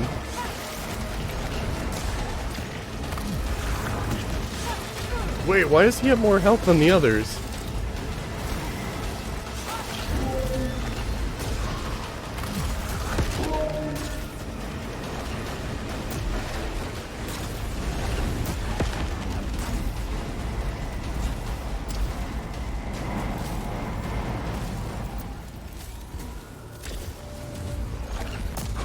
Oh, that's not gonna work.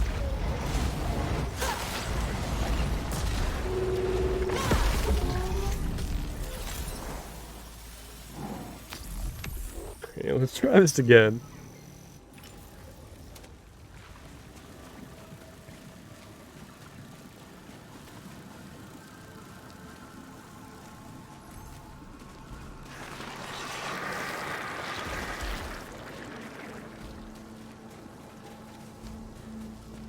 I wish the infected health had purple instead.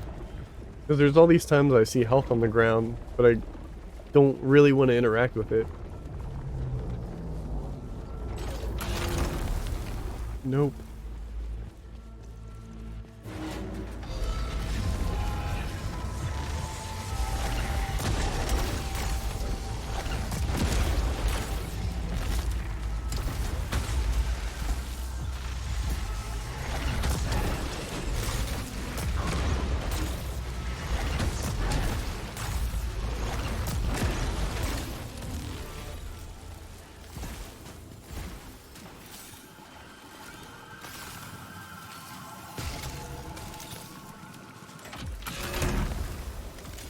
I'll take. I need a normal weapon just to get through.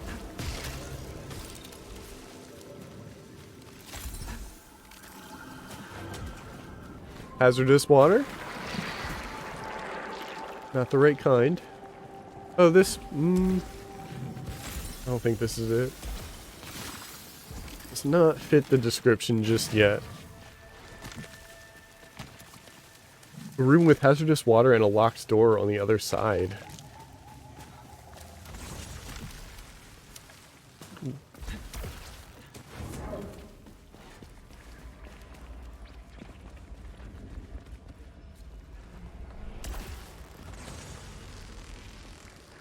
Let's keep looking.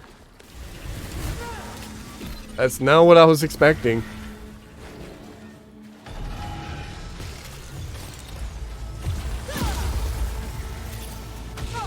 Ow. Okay. I see hazardous.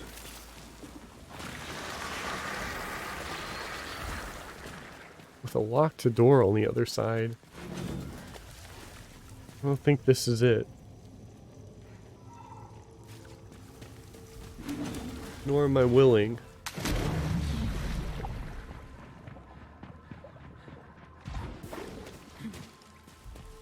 Alright, this might not be it.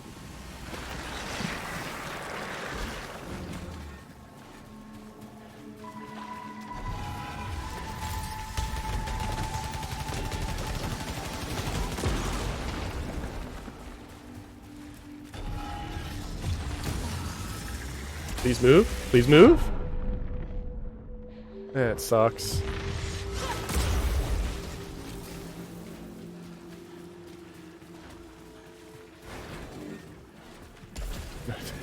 Can't do that twice. What direction am I going in? Here's one.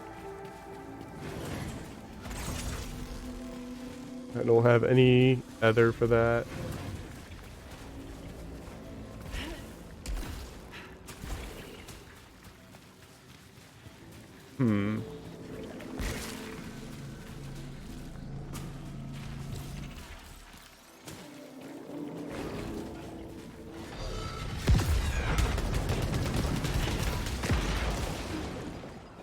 That was a little messy.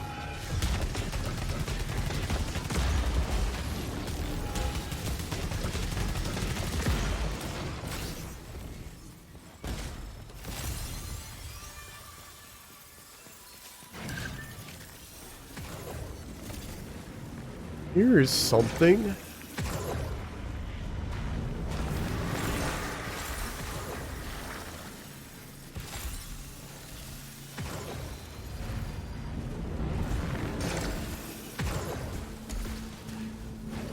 Still not the right thing.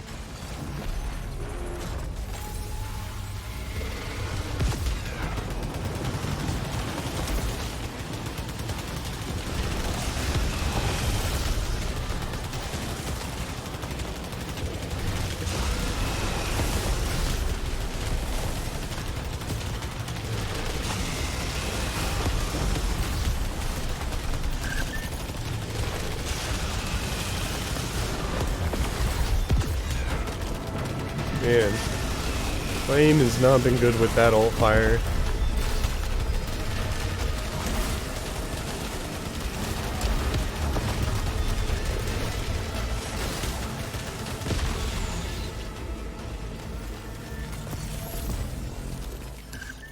Let's do that. That looks good. Oh, it's this thing. The needler. Is this where I came from? Yeah, it is.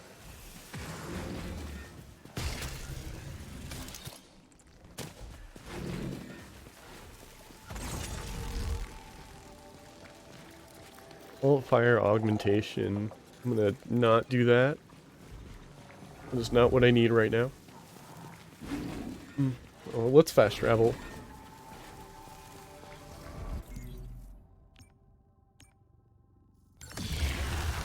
Whoops.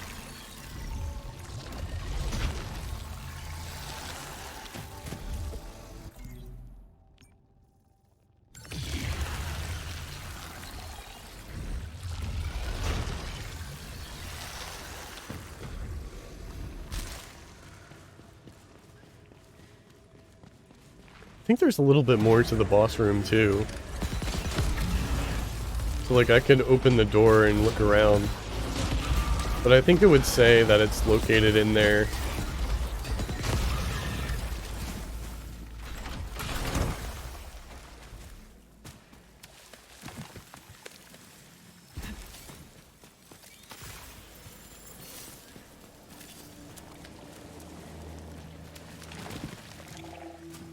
Here, how do I get up there?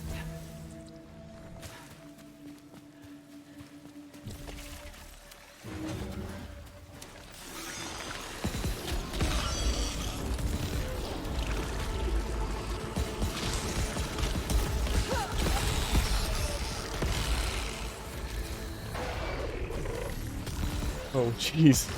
That's a big guy.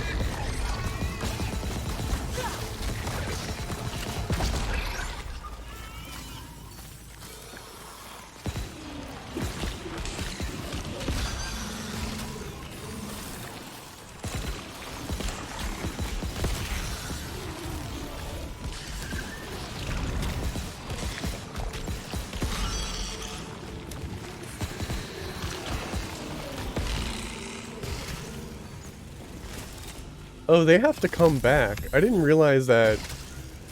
Let's see. Yeah, they bounce back. That's how I get my ammo back.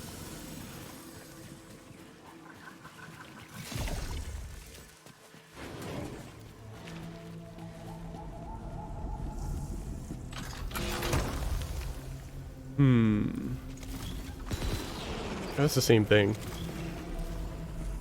Worse.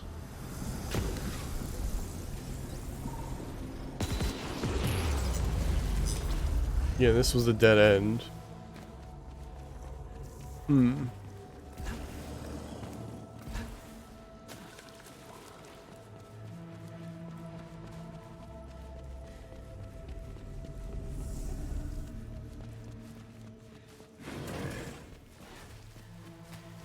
It's gonna be like the very last room.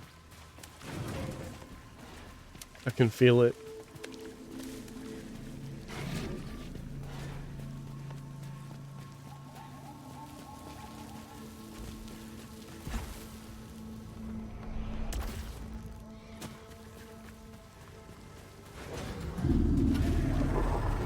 Just here on a world tour until I find this one specific room. Oh, I hate it here.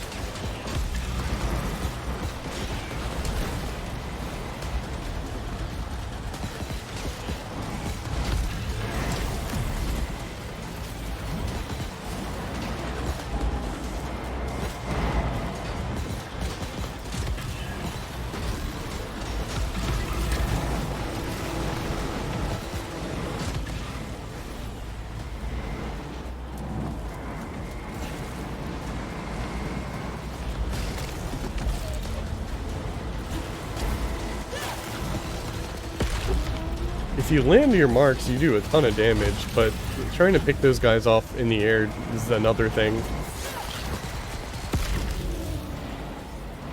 It's really kind of a close-up weapon.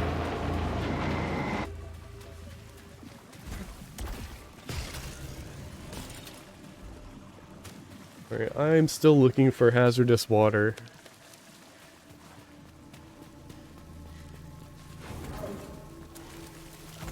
That is not what I need.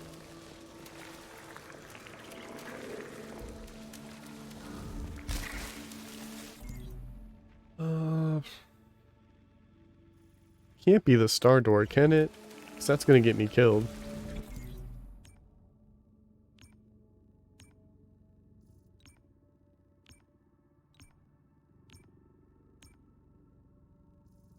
Really have explored everything.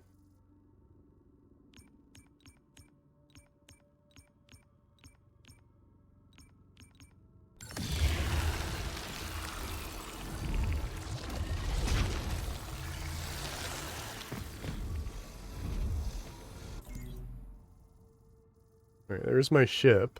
I want to go to those blue doors up ahead.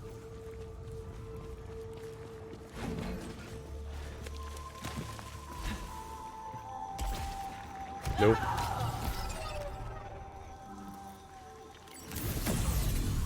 Let's try this one.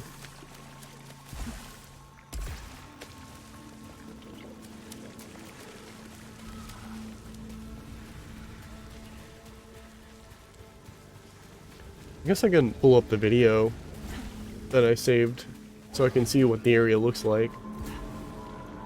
I've been doing good so far on the description alone.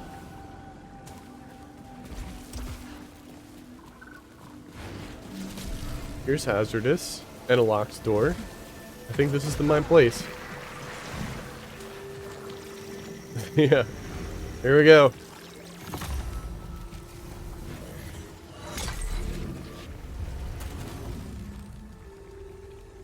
Cool.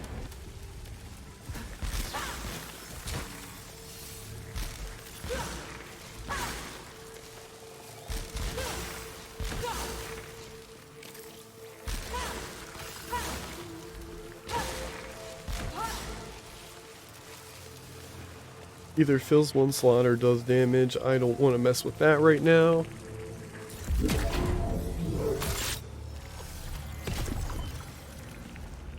Oh, lame.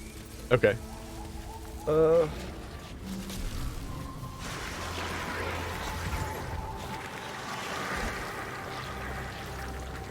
Now what I need to do is find the entrance to the second area, which I believe is the gate, because that doesn't change.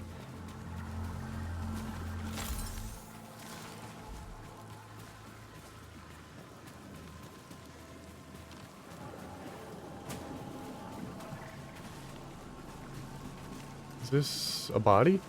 Okay, yeah. I forgot I almost interacted with that one.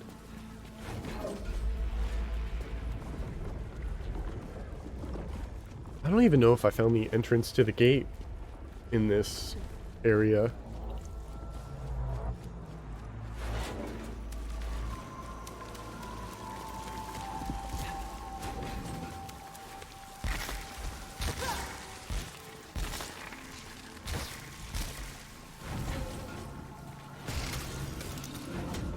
I'm just trying to find any fast travel point right now.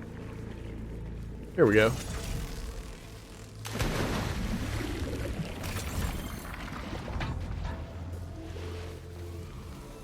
Alright, have I found the...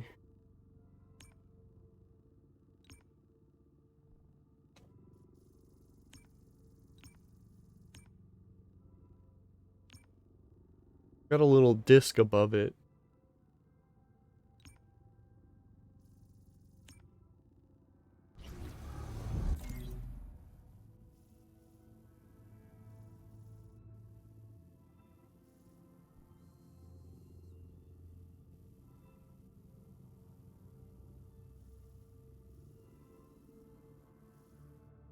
There's the boss one there. Oh, that's where it is. I have to go to the boss door in order to get to it.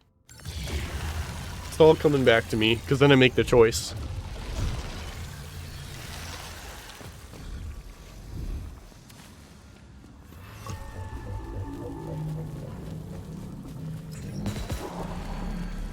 Yeah, this is actually like a close distance gun.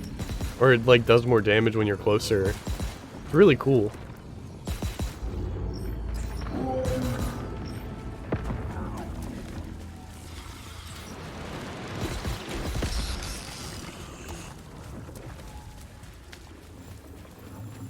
Ooh.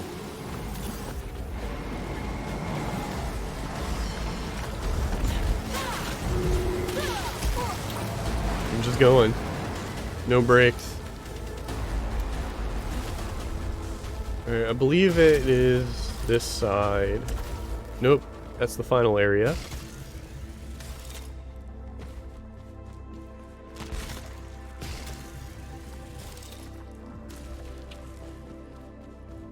So this says, the fractured waste has a large room with a large turret-like platform standing in the center. Shoot the blue orb in this room to reveal multiple platforms, leading the player to the Sunface fragment at the top. With a turret-like platform standing in the center.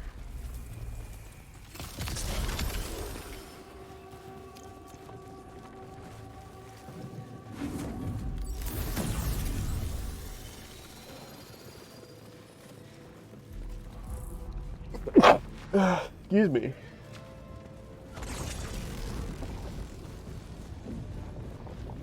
Can I afford the astronaut?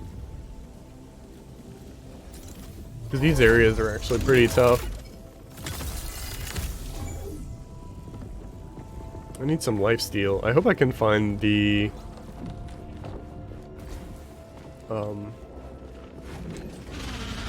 carbine. Oh. I hope I can find the carbine with lifesteal on it.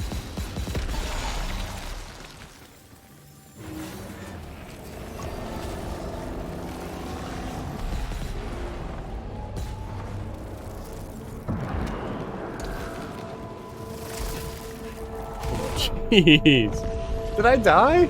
Oh my god, that must have really hurt.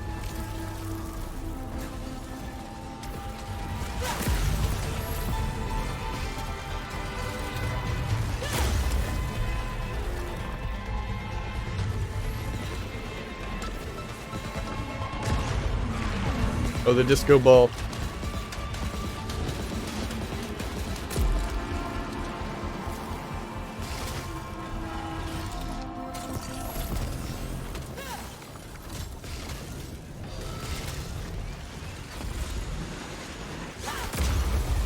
Right, this doesn't look like my turret structure.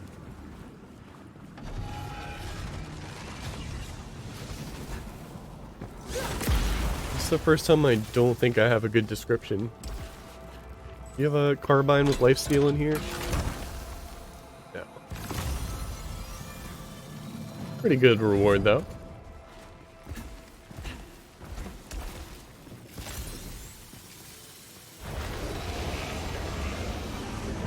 Oh, jeez, what is going on here?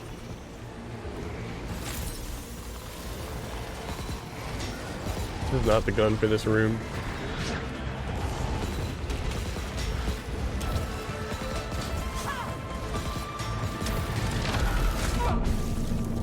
I need to leave immediately.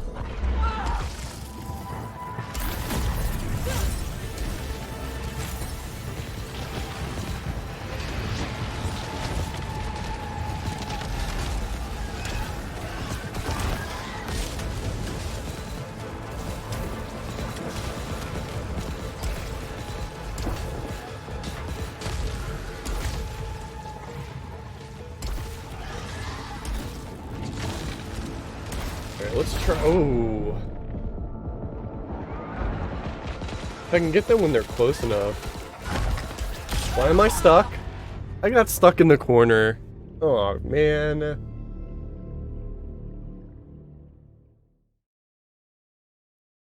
Thanks for watching the video.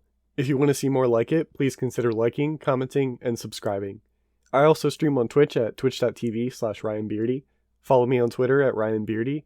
And I have a Discord with the links below.